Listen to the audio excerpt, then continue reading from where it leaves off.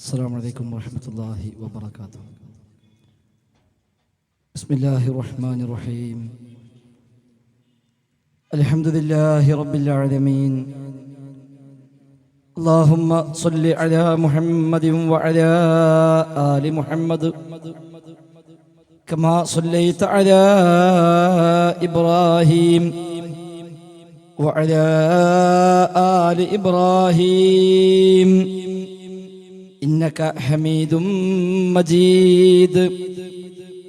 اللهم بارك على محمد وعلى آل محمد كما باركت على إبراهيم وعلى آل إبراهيم إنك حميد مجيد.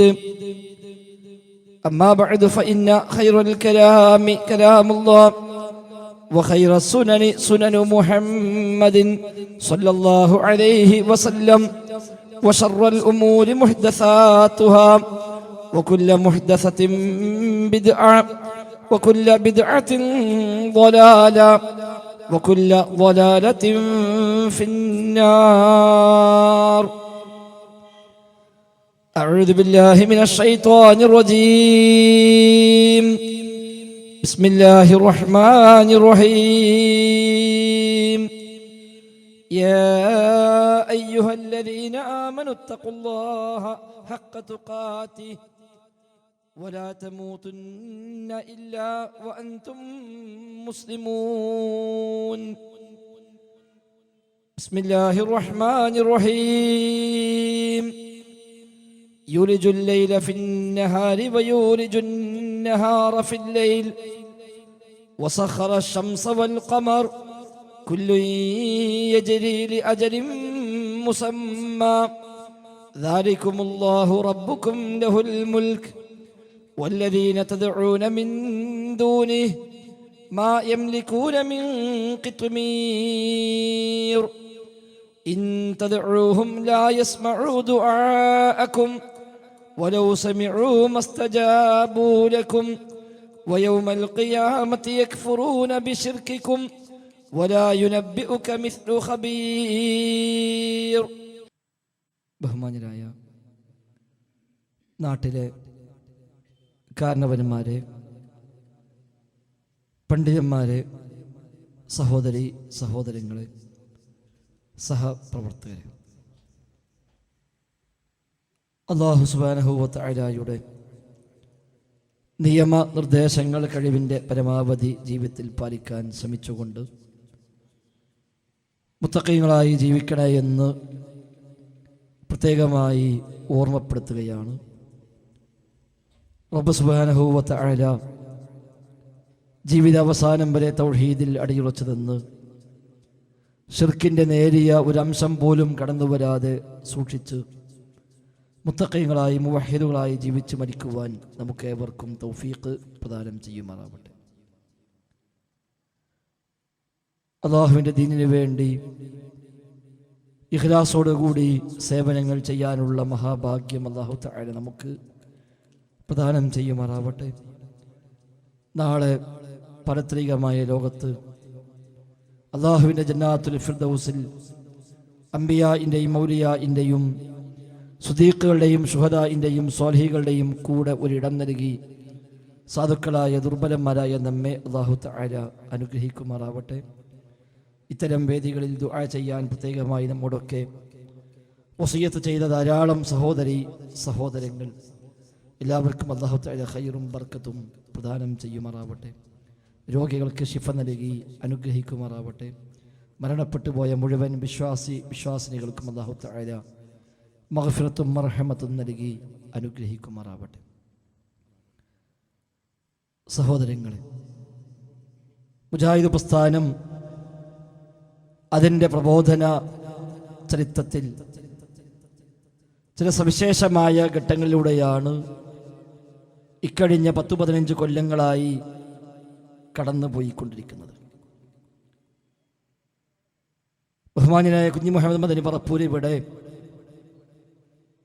അദ്ദേഹത്തിൻ്റെ കഴിഞ്ഞ കാല പ്രവർത്തന അനുഭവങ്ങളുടെ അടിസ്ഥാനത്തിൽ ചില യാഥാർത്ഥ്യങ്ങൾ നമ്മുടെയൊക്കെ ശ്രദ്ധയിൽപ്പെടുത്തുകയുണ്ടായി. അദ്ദേഹം പലപ്പോഴും സംസാരങ്ങളിൽ പറയാറുണ്ട്, മുജാഹിദ് പ്രസ്ഥാനത്തിൻ്റെ ആദ്യകാല ചരിത്രം മുതൽ പരിശോധിക്കുമ്പോൾ KP മുഹമ്മദ് മൗലവി റഹിമഹുല്ല വരെയുള്ള കാലഘട്ടത്തെ ഒരു ഘട്ടമായും അതിനുശേഷമുള്ള കാലത്തെ രണ്ടാമതൊരു ഘട്ടമായും കൃത്യമായി വേർതിരിച്ച് നമുക്ക് മനസ്സിലാക്കാൻ കഴിയുമെന്ന് അദ്ദേഹമൊക്കെ പലപ്പോഴും പറയാറുണ്ട്. ഞങ്ങളൊക്കെ മുജാഹിദ് പ്രസ്ഥാനത്തിൻ്റെ ആദർശ പാതയിലേക്ക് കടന്നു വന്ന സാഹചര്യങ്ങൾ ഈ ബഹളങ്ങളും പ്രശ്നങ്ങളുമെല്ലാം തുടങ്ങിയ ഘട്ടത്തിലാണ്.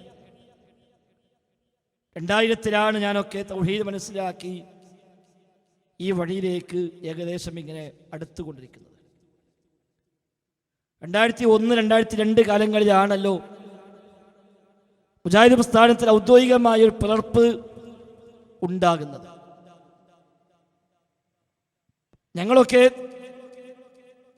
സമസ്തക്കാരായ ആളുകളുടെ ഇടയിൽ ജനിക്കുകയും വളരുകയും ചെയ്തു വന്ന്, പ്രത്യേകിച്ച് എൻ്റെ പ്രദേശമൊക്കെ പുതുപ്പറമ്പ് എന്ന് പറയുന്ന പ്രദേശം, അവിടെ നിന്നാണ് സമസ്ത എന്ന സംഘടന ഔദ്യോഗികമായി ജന്മമെടുക്കുന്നത്.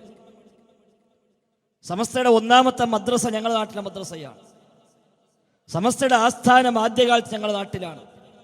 അൽബയാൻ മാസിക ഇറങ്ങിയത് ഞങ്ങളുടെ നാട്ടിൽ നിന്നാണ്. പിന്നീടാണ് ചേളാരിയിലേക്ക് അതിൻ്റെ ആസ്ഥാനം മാറിപ്പോകുന്നത്.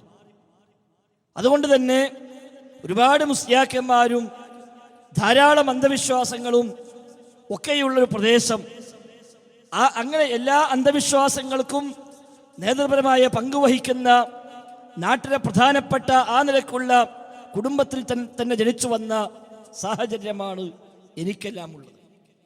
അവിടെ നിന്ന് തൗഹീദ് മനസ്സിലാക്കി ഈ തൗഹീദി കൂട്ടായ്മയുടെ ഭാഗമായി ചേരുമ്പോൾ ആദ്യ നാളുകളിൽ സ്വാഭാവികമായും ഉണ്ടായ മുജാഹിദ് പ്രസ്ഥാനത്തിലെ ഭിന്നിപ്പുകളും പ്രശ്നങ്ങളും എന്താണ് വസ്തുത എന്ന് മനസ്സിലാക്കാൻ ഞങ്ങൾക്കൊന്നും ആദ്യം ഒരു അവസരം കിട്ടിയിരുന്നില്ല. നേരെ മറിച്ചൊരു മുജാഹിദ് പ്രസ്ഥാനത്തിന് ഭിന്നിപ്പ് എന്ന് പറയുമ്പോൾ അതൊരു വേദനയായി വിഷമമായി കൊണ്ടെടുക്കാനേ അന്ന് സാധിച്ചുള്ളൂ. എന്നാൽ ഈ പിളർപ്പുണ്ടായി തൊട്ടടുത്ത ദിവസങ്ങളിൽ ഞാൻ ഓർക്കുകയാണ്, എൻ്റെ നാട്ടിൽ ഒരു വിവാഹ പന്തലിൽ പങ്കെടുക്കുമ്പോൾ ഒരുപാട് മുസ്ലിയാക്കന്മാർ അവിടെ ഇരിക്കുന്നു.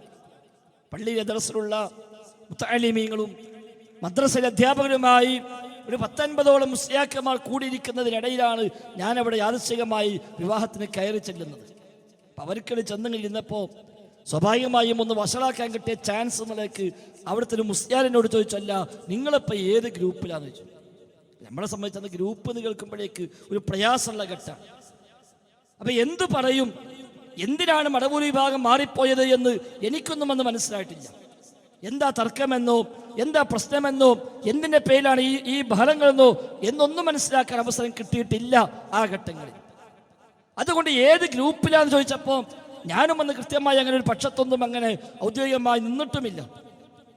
പക്ഷെ ഇത്രയും മുസ്ലിയാക്കന്മാരിടയിൽ നിന്ന് വിവാഹ പന്തലിൽ നിന്ന് ഫൈസിയായ മുസ്ലിയാർ ഏത് ഗ്രൂപ്പിലാണെന്ന് ചോദിച്ചപ്പോൾ ഒറ്റ വാക്കിൽ ഞാൻ മറുപടി പറഞ്ഞു, ഞാൻ ഏത് ഗ്രൂപ്പായാലും വേണ്ടില്ല, നിങ്ങളെ വെറുതെ വിടൂല. ഉടനെ ഫൈസി പറഞ്ഞു, അപ്പം നിങ്ങൾ KNM-ലാണ്. അപ്പം ഞാൻ ചോദിച്ചു, എന്താ ഫൈസി നിങ്ങൾ അങ്ങനെ പറയുന്നത്? അദ്ദേഹം പറഞ്ഞു, മടവൂർ വിഭാഗം ഇപ്പം ഏകദേശം ഞങ്ങളെ കൂടെ ആയിക്കഴിഞ്ഞു, അതുകൊണ്ട് ഞങ്ങളെ വിടൂല നിങ്ങൾ പറയുകയാണെങ്കിൽ നിങ്ങൾ മറ്റേ ഭാഗത്താന്ന് ഉറപ്പാണ്. അപ്പോഴാ സത്യം ഞാൻ ആലോചിച്ചു, എന്താ റബ്ബേ ഇയാൾക്കിത് മനസ്സിലായി, എനിക്കിത് മനസ്സിലായിട്ടില്ലല്ലോ. അയാൾക്കിത് മനസ്സിലായെങ്കിൽ എനിക്കിത് മനസ്സിലായില്ലല്ലോ.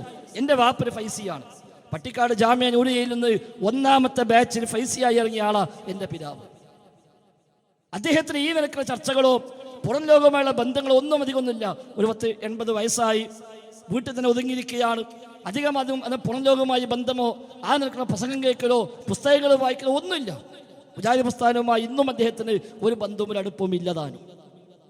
ഇപ്പം അടുത്ത് ഏകദേശം 1 മാസം മുമ്പ് ഈ ഐക്യവും ഈ ചർച്ചയൊക്കെ നടക്കുമ്പോൾ വാപ്പാനെ കാണാൻ വേണ്ടി ചെന്നപ്പോൾ കുറച്ച് ആളുകളൊക്കെ വാപ്പാൻ്റെ അടുത്തുണ്ട്. അപ്പം അവർക്കിടയിൽ എന്നെ ഒന്ന് താഴ്ത്താൻ പറ്റിയ ചാൻസ് എന്നതിലേക്ക് വാപ്പനോട് ചോദിച്ചു, അല്ലടാ ഐക്യത്തിന് നീ ഉണ്ടോ ചോദിച്ചോളൂ. നമ്മളില്ലപ്പം ഞാൻ പോയിട്ടില്ല. അപ്പൊ എന്നോട് വാപ്പ പറഞ്ഞ വാക്ക്, ഈ ഐക്യത്തിന് പോയാൽ നീ മുസ്ലിക്കാവൂലേ, നീ എങ്ങനെ ഐക്യപ്പെടുക? ഞാൻ അത്ഭുതപ്പെട്ടു. 80 വയസ്സുള്ള എൻ്റെ വാപ്പ, ഫൈസിയായ മനുഷ്യൻ, പുറം ലോകത്തെ ഒരു ചർച്ചയും അറിയാത്ത മനുഷ്യൻ, അദ്ദേഹത്തിന് ബോധ്യപ്പെട്ടു ഈ ഐക്യത്തിന് കൂടെ ഒരു കൂട്ടർ മുസ്ലിക്കാകേണ്ടിരുന്നു. ഞാൻ പറഞ്ഞു, അതുകൊണ്ട് തന്നെ വാപ്പ ഞാൻ പോകാത്തത്. ഞാൻ പറഞ്ഞു വരുന്നത്, മുജാഹിദ് പ്രസ്ഥാനത്തിൻ്റെ ചരിത്രമൊന്നും അധികമൊന്നും എനിക്കൊന്നും അറിയില്ല, അത് പറയാൻ ആളുമല്ല. പക്ഷേ അറിഞ്ഞിടത്തോളം കേട്ടിടത്തോളം പറപ്പൂരിനെ പോലുള്ള ആളുകളൊക്കെ സംസാരത്തിൽ നിന്നും പ്രസംഗത്തിൽ നിന്നൊക്കെ കേട്ട് മനസ്സിലാക്കിയത് പ്രകാരം ഈ കഴിഞ്ഞ 100 കൊല്ലങ്ങൾ എടുത്തു പരിശോധിക്കുമ്പോൾ ഈ 10-15 കൊല്ലം എന്നുള്ളത് വേറിട്ടൊരു ഘട്ടം തന്നെയാണ്. യഥാർത്ഥത്തിൽ എന്തായിരുന്നു ഈ വിവാദങ്ങളൊക്കെ മർമ്മം? 2000 കൂടി വിവാദങ്ങൾ ആരംഭിക്കുകയും 2002 അതൊരു പിളർപ്പായി മാറുകയും 2012 വീണ്ടും ചില വിവാദങ്ങൾ ഉണ്ടാവുകയും അത് അടുത്തൊരു പിളർപ്പായി മാറുകയും 2016 ആ ഒന്നാമത്തെ പിളർപ്പ് അവസാനിപ്പിച്ച് അത് ഐക്യപ്പെട്ടുവെന്ന് പറയുകയും ചെയ്യുമ്പോൾ തീർച്ചയായും ഒരു ദീനിയായ പ്രസ്ഥാനം എന്ന നിലക്ക്, ഒരു ആദർശ പ്രസ്ഥാനം എന്ന നിലക്ക് ഇതൊക്കെ എന്തിനായിരുന്നുവെന്ന ഒരു അന്വേഷണം, ഒരു ചോദ്യവും പ്രധാനമാണല്ലോ.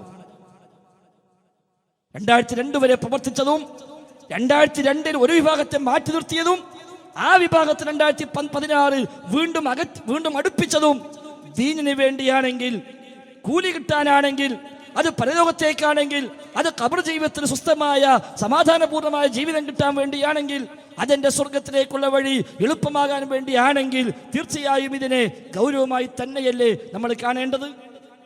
അതല്ല താൽക്കാലികമായ ലാഭങ്ങൾക്ക് വേണ്ടി നേതാക്കന്മാർ പറഞ്ഞപ്പോൾ അകറ്റാനും നേതാക്കന്മാർ പറഞ്ഞപ്പോൾ അടുപ്പിക്കാനും ആയിരുന്നുവെങ്കിൽ പിന്നെ ആ ചർച്ചയ്ക്ക് പ്രസക്തി ഇല്ല. പക്ഷെ ആ ശൈലികൾ നമ്മൾ കണ്ടതും കേട്ടതും രാഷ്ട്രീയ പാർട്ടികളിലായിരുന്നുവല്ലോ. ലീഗും മാർക്സിസ്റ്റും കോൺഗ്രസും പോലുള്ള രാഷ്ട്രീയ പാർട്ടികൾ സ്വാഭാവികമായും എല്ലാവരും പറയാറുണ്ട് അവിടെ സ്ഥിരമായ ശത്രുക്കളില്ല എന്ന്.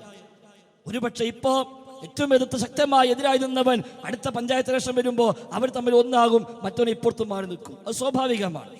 രാഷ്ട്രീയ മേഖലയിൽ നമ്മൾ സാധാരണ കാണുന്നു. വ്യത്യസ്ത മുന്നണികൾക്ക് പിന്തുണ പ്രഖ്യാപിച്ചു വരുന്ന ആളുകൾ ഈ തെരഞ്ഞെടുപ്പിൽ അതിശക്തമായി മറ്റേ മുന്നണിക്കെതിരെ പ്രസംഗിച്ചവർ കാണാം. അടുത്ത തെരഞ്ഞെടുപ്പ് വരുമ്പോൾ അല്ലെങ്കിൽ നിയമസഭയോ ലോക്സഭയോ വരുമ്പോൾ അപ്പം കാണാം ആ ആളുകൾ തന്നെ ഇതേ മുന്നണിക്ക് പിന്തുണ പ്രഖ്യാപിച്ച് ഇവർക്ക് വേണ്ടി വോട്ട് ചോദിക്കാൻ നമ്മളെ വീട്ടിൽ കയറിയിരുന്നു. അവിടെ നമ്മളാരും ചോദിക്കുന്നില്ല 2 കൊല്ലം മുമ്പ് നീയല്ലേ അവരെക്കുറിച്ച് മോശമായി പറഞ്ഞത്, ഇപ്പം എന്തെങ്കിലും എനിക്ക് ബോധ്യപ്പെട്ടു ചോദിക്കാറില്ല. എന്തേ കാരണം? രാഷ്ട്രീയത്തിൽ നമ്മൾ അതേ പ്രതീക്ഷിക്കുന്നുള്ളൂ. അവിടെ അതാണ്, സ്ഥിരമായ ശത്രുക്കളില്ല, സ്ഥിരമായ മിത്രങ്ങളുമില്ല. അവിടെ ഈ രാജ്യത്തെ ഭരണവും ഇവിടുത്തെ ആ നിലക്കുള്ള കാര്യങ്ങളുമൊക്കെ അതിന് അന്നത്തെ സാഹചര്യത്തിൽ എന്താണോ അനുഗുണമായത് ആ നിലപാട് സ്വീകരിക്കുക എന്നത് എല്ലാവരും അംഗീകരിക്കപ്പെട്ടു പോയ കാര്യമാണ്. എന്നാൽ ദീനീ വിഷയത്തിൽ അങ്ങനെയല്ലല്ലോ. ഞങ്ങൾക്ക് ഞങ്ങളുടെ നാടുകളിൽ അതിശക്തമായ ഈ രംഗത്ത് ഒരുപാട് പ്രയാസങ്ങൾ സഹിച്ചുകൊണ്ട് തന്നെയാണ് ദഅ്വ രംഗത്തേക്ക് ഇറങ്ങിയത്. ഞങ്ങളൊക്കെ പ്രസംഗിച്ചാൽ പലപ്പോഴും മറുഭാഗത്ത് സമസ്തക്കാരായ ആളുകൾ മറുപടിയുമായി വരുമ്പോൾ എനിക്കൊക്കെ ഉള്ള വേദന. ഞാനൊക്കെ പ്രസംഗിക്കും, അടുത്ത ദിവസം മറുപടി വെക്കുമ്പോൾ പ്രസംഗിക്കുന്നത് എൻ്റെ ജ്യേഷ്ഠൻ അധ്യക്ഷൻ, എൻ്റെ വാപ്പ അധ്യക്ഷൻ വഹിക്കുക, ജ്യേഷ്ഠൻ പ്രസംഗിക്കുക. ഇന്നലെ എൻ്റെ അണിയൻ പറഞ്ഞത് ശരിയല്ല എന്ന് അതേ അങ്ങാടി സ്റ്റേജ് കെട്ടിയിട്ട് ജ്യേഷ്ഠൻ പ്രഖ്യാപിക്കുക. പിറ്റേന്ന് വീണ്ടും ഞാൻ പ്രസംഗിക്കുക. എത്ര പ്രയാസം ഉണ്ടാവും സഹോദരങ്ങളെ. എന്തിനായിരുന്നു ഇതൊക്കെ? എന്തിൻ്റെ പേരിലായിരുന്നു ഇതൊക്കെ? ആ നിലക്ക് വന്ന ഒരു ആദർശ പ്രസ്ഥാനത്തിൽ നിന്ന് ചില ആളുകളൊക്കെ ശിർക്കിന്റെ വഴിയിലേക്ക് പോയി, അന്ധവിശ്വാസത്തിലേക്ക് പോയി എന്ന് പറഞ്ഞ് ഒരു വിഭാഗം ആളുകൾ മാറ്റി നിർത്തപ്പെടുകയും എന്നിട്ട് അവർ തമ്മിൽ അങ്ങോട്ടും ഇങ്ങോട്ടുമുള്ള ആദർശ രംഗത്തെ സംഘടനകൾ നടക്കുകയും ചെയ്തു. ഈ കേരള മണ്ണിൽ 14 കൊല്ലം ദീർഘമായ ആരോപണങ്ങൾ ഒരു ഭാഗത്ത് വന്നു. KNMന്റെ വേദിയിൽ നിന്ന് അന്നത്തെ ഏറ്റവും പ്രധാനപ്പെട്ട പ്രഭാഷകന്മാരായ പലരും, ഹനീഫ് കായക്കുടിയെ പോലുള്ള, അനസ് മൗലിയെ പോലെയുള്ള പല പ്രഭാഷകന്മാരും, പേര് പറയുന്ന ആക്ഷേപിക്കാനല്ല വ്യക്തത വരുത്താൻ വേണ്ടി മാത്രം, അത്തരം ചില പ്രഭാഷകന്മാർ ഞങ്ങളൊന്നും 2012 വരെ മടവൂർ വിഭാഗത്തിനെതിരെ പ്രസംഗിക്കാൻ അധികമൊന്നും ഞങ്ങളാരും ഇറങ്ങിയിട്ടില്ല ആ ഘട്ടത്തിൽ. എന്നാൽ ഇവരൊക്കെ പ്രസംഗിച്ചു, അവരൊക്കെ കൊണ്ടുവന്ന് നമ്മളൊക്കെ പ്രസംഗിപ്പിച്ചു. ഒരുപാട് വേദികൾ അവർക്ക് വേണ്ടി സംഘടിപ്പിച്ചു. 2-3 മണിക്കൂർ സമയം പ്രസംഗിച്ചു പോകുമ്പോൾ 10-30 ക്ലിപ്പിട്ട് കാണിച്ചുകൊണ്ട് ഇതാ മടവൂർ വിഭാഗം ശക്തമായ ഹദീസ് നിഷേധത്തിലേക്ക് പോയിരിക്കുന്നുവെന്ന് ബോധ്യപ്പെടുത്തിക്കൊണ്ട് ആ പ്രഭാഷണത്തിന് വേണ്ടി വേദി ഒരുക്കി കൊടുത്ത, പണം ചെലവഴിച്ച, ഊർജം ചെലവഴിച്ച ആളുകളെ മുഴുവൻ നോക്കുകുത്തിയാക്കി, വിഡ്ഢികളാക്കി 14 കൊല്ലം കഴിയുമ്പോൾ ഞങ്ങളൊക്കെ ഒന്നാണെന്ന് പറയുമ്പോൾ ഏറ്റവും ചുരുങ്ങിയത് ഈ 14 കൊല്ലം അവർ ഹദീസ് നിഷേധി എന്ന് വിളിച്ച വിളി ന്യായമായിരുന്നുവോ അല്ലേ എന്ന ഒരു പരിശോധനയെങ്കിലും, ഒരു അന്വേഷണമെങ്കിലും സഹോദരൻ സഹോദരന്മാരെ ആവശ്യമല്ലേ? എന്തെല്ലാം പ്രയോഗങ്ങൾ പറഞ്ഞു. അബ്ദുറഹ്മാൻ സലഫിയാണ് അബ്ദുസ്സലാം സുല്ലമിയെ കുറിച്ച് പറഞ്ഞത് പുതിയ ചേകന്നൂർ ജന്മമെടുക്കുന്നുവെന്ന്. ഒരു നിസ്സാരമായ വാക്കാണോ അത്? ഒരു പുതിയ ചേകന്നൂർ ജന്മമെടുക്കുന്നുവെന്ന് അബ്ദുസ്സലാം സുല്ലമിയുടെ ചില വീക്ഷണങ്ങളെ, അദ്ദേഹത്തിന് ചില വിശ്വാസങ്ങളെ എടുത്തു കാണിച്ചുകൊണ്ട് കൃത്യമായി ബോധ്യപ്പെടുത്തിക്കൊണ്ടാണ് അദ്ദേഹം പറഞ്ഞത്. കാരണം എന്താ? സംസം വെള്ളത്തിന് രോഗശമനയല്ല സംസം വെള്ളമെന്ന് അബ്ദുസ്സലാം സുല്ലമി എഴുതി. അതേപോലെ ഹജർ അസ്വദിന് യാതൊരു പുണ്യവുമില്ല, സാധാരണ കല്ലാണെന്ന് എഴുതി. ഖബർ ശിക്ഷ അത് ഇല്ലെന്നെഴുതി. സിറാത്ത് പാലം ഇല്ലെന്നെഴുതി. അതേപോലെ മസീഹുദ് ദജ്ജാൽ അതിനെ അങ്ങേറ്റം പരിഹസിച്ചുകൊണ്ട് പുതിയ ചില വ്യാഖ്യാനങ്ങൾ നൽകിക്കൊണ്ട് മസീഹുദ് ദജ്ജാലിനെ അദ്ദേഹം പരിചയപ്പെടുത്തി. അതേപോലെ വ്യഭിചാരിയെ വിവാഹിതനാണെങ്കിൽ എറിഞ്ഞു കൊല്ലേണ്ടതില്ല എന്ന വാദവുമായി അദ്ദേഹം വന്നു. ആ നിലയ്ക്കുള്ള മുജാഹിദ് പ്രസ്ഥാനത്തിന് ഇക്കാലം അത്രയും പരിചയമില്ലാത്ത പുതിയ ഒരുപാട് വാദങ്ങളുമായി വരികയും ആ വാദം സ്ഥാപിക്കാനായി സ്വഹീഹായ സ്ഥിരപ്പെട്ട ഹദീസുകളെ പോലും തള്ളിക്കളയുകയും ചെയ്തപ്പോൾ സ്വാഭാവികമായും KNM വേദിയിൽ നിന്ന് അതിന്റെ നേതാക്കന്മാരും പ്രഭാഷകന്മാരും പണ്ഡിതന്മാരും പ്രഖ്യാപിക്കുകയുണ്ടായി, ഇവർ ഹദീസ് നിഷേധികളാകുന്നു. അന്ന് ആ വഅദ് കേൾക്കാൻ മുമ്പിൽ നിന്ന മനുഷ്യന്മാരാണല്ലോ നമ്മിൽ മഹാഭൂരിപക്ഷം ആളുകളും. 2012 വരെയുള്ള കാലം നമ്മൾ ഒന്നിച്ചെടുക്കാം. അതിന് ശേഷമുള്ളതാണല്ലോ വീണ്ടും നമ്മൾ പുതിയ വിവാദം ഉണ്ടായത്. 2002 മുതൽ 2012 വരെയുള്ള ആ 10 കൊല്ലം പരിശോധിക്കുക. ഒന്നിച്ചു നിന്ന് ഇതേപോലെ സ്റ്റേജിന് മുമ്പിൽ വന്നിരുന്ന് 2, 2.5, 3 മണിക്കൂർ ആ ആളുകൾ തടിച്ചുകൂടി ഇതുപോലെ പ്രസംഗിച്ച പ്രസംഗങ്ങൾ, കാണിച്ച ക്ലിപ്പുകൾ അതെല്ലാം കണ്ടുകൊണ്ട് അതിൽ നിന്ന് ചില കാര്യങ്ങൾ ഉൾക്കൊണ്ടുകൊണ്ടല്ലേ അന്ന് നമ്മൾ വഅദ് കഴിഞ്ഞ് വീട്ടിലേക്ക് തിരിച്ചു പോയത്. എന്താണ് മനസ്സിലായത്? ആ വഅദൊക്കെ കഴിയുമ്പോൾ, അനസ് മുസ്ലിയാരുടെ പ്രസംഗം കഴിയുമ്പോൾ, ഹനീഫ് കായ്ക്കൊണ്ട പ്രഭാഷണം കഴിയുമ്പോൾ നമുക്കെന്ന് എന്താ മനസ്സിലായത്? അതെ, മടവൂർ വിഭാഗം ഹദീസ് വിഷയത്തിലേക്ക് പോയിരിക്കുന്നുവെന്നായിരുന്നു. എന്തായിരുന്നു കാരണം? അടിസ്ഥാന വിഷയങ്ങളിൽ തന്നെ അവർക്ക് തകരാറ് സംഭവിച്ചുവെന്നാണല്ലോ അന്ന് അവരൊക്കെയും സ്റ്റേജിൽ നിന്ന് നമ്മൾ പഠിപ്പിച്ചത്. അവിടെയാണല്ലോ മുജാഹിദ് പ്രസ്ഥാനത്തിന്റെ വേദികളിൽ ജിന്നും ശൈത്താനും ചർച്ചയ്ക്ക് വന്നത്. അവിടെയാണല്ലോ മുജാഹിദ് പ്രസ്ഥാനത്തിന്റെ വേദികളിൽ മസീഹുദ് ദജ്ജാലും സംസം വെള്ളവും ഹജറുൽ അസ്വദും സിറാത്ത് പാലവും എല്ലാം ചർച്ചയ്ക്ക് വന്നത്. ഒരുപക്ഷെ അതിനു മുമ്പുള്ള കാലങ്ങളിൽ മുജാഹിദ് പ്രസ്ഥാനത്തിന്റെ പേരിൽ പ്രവർത്തിക്കുന്ന ഒറ്റപ്പെട്ട വ്യക്തികൾക്ക് ഒരുപക്ഷെ ഈ വക വിഷയങ്ങളിൽ ചില ഒറ്റപ്പെട്ട വിരുദ്ധമായ നയങ്ങളും നിലപാടും ഉണ്ടായിട്ടുണ്ടാവാം. പക്ഷേ അതൊന്നും മുജാഹിദ് പ്രസ്ഥാനത്തിന്റെ ഒരു ഔദ്യോഗിക ആദർശമായി അവരാരും പറഞ്ഞിരുന്നില്ല. ഈസാ നബി അലൈഹിസ്സലാത്തു വസ്സലാം ഇറങ്ങി വരികയില്ലെന്ന് വാദിച്ച ഒറ്റപ്പെട്ട ചില ആളുകൾ മുൻകാല മുജാഹിദ് പണ്ഡിതന്മാർ ഉണ്ടായിരുന്നുവെന്ന് പറഞ്ഞു കേട്ടിട്ടുണ്ട്, എനിക്കറിയില്ല. പക്ഷേ ആ വ്യക്തികളെ മാത്രം നയമായിട്ടായിരുന്നു അവർ സ്വീകരിച്ചത്. അവരത് സ്റ്റേജിൽ പ്രഖ്യാപിക്കുമായിരുന്നില്ല, ലേഖനങ്ങളിൽ എഴുതുമായിരുന്നില്ല, ഔദ്യോഗിക ജിഹ്വകളിൽ അതവിടെ ആശയമായി അവർ പറയുമായിരുന്നില്ല. പക്ഷെ അവരുടെ ഉള്ളിൽ അവർക്ക് ആ വിഷയത്തിൽ അങ്ങനെയാണ് കാഴ്ചപ്പാട്, അത് അവർ മാത്രം ഒതുങ്ങി നിൽക്കുന്നു. വേദികളിൽ ആ വക വിഷയങ്ങൾ അവർ പറയുമായിരുന്നില്ല. സമാനമായ വിഷയങ്ങളിൽ വിരുദ്ധമായ കാഴ്ചപ്പാടുള്ള ആളുകൾ പഴയ കാലത്ത് ഉണ്ടായിരുന്നുവെന്നുള്ളത് വിസ്മരിക്കുന്നില്ല.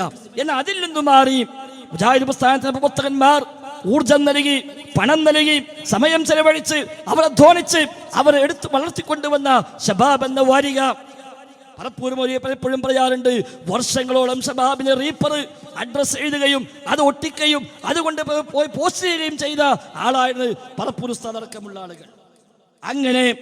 അങ്ങനെ വളർത്തിക്കൊണ്ടുവന്ന് സ്വന്തം മക്കളെ നോക്കുന്നത് പോലെ അതിനേക്കാൾ ഈ ആദർശ പ്രബോധന മേഖലയിൽ അതിനൊക്കെ വളർത്തിക്കൊണ്ടുവന്നിട്ട് അവസാനം ചില ആളുകൾ അതിനെ കൈവശപ്പെടുത്തുകയും സ്വാർത്ഥ താല്പര്യങ്ങൾക്ക് വേണ്ടി കൈക്കലാക്കുകയും ചെയ്തുകൊണ്ട് അതേ ശബാബിന്റെ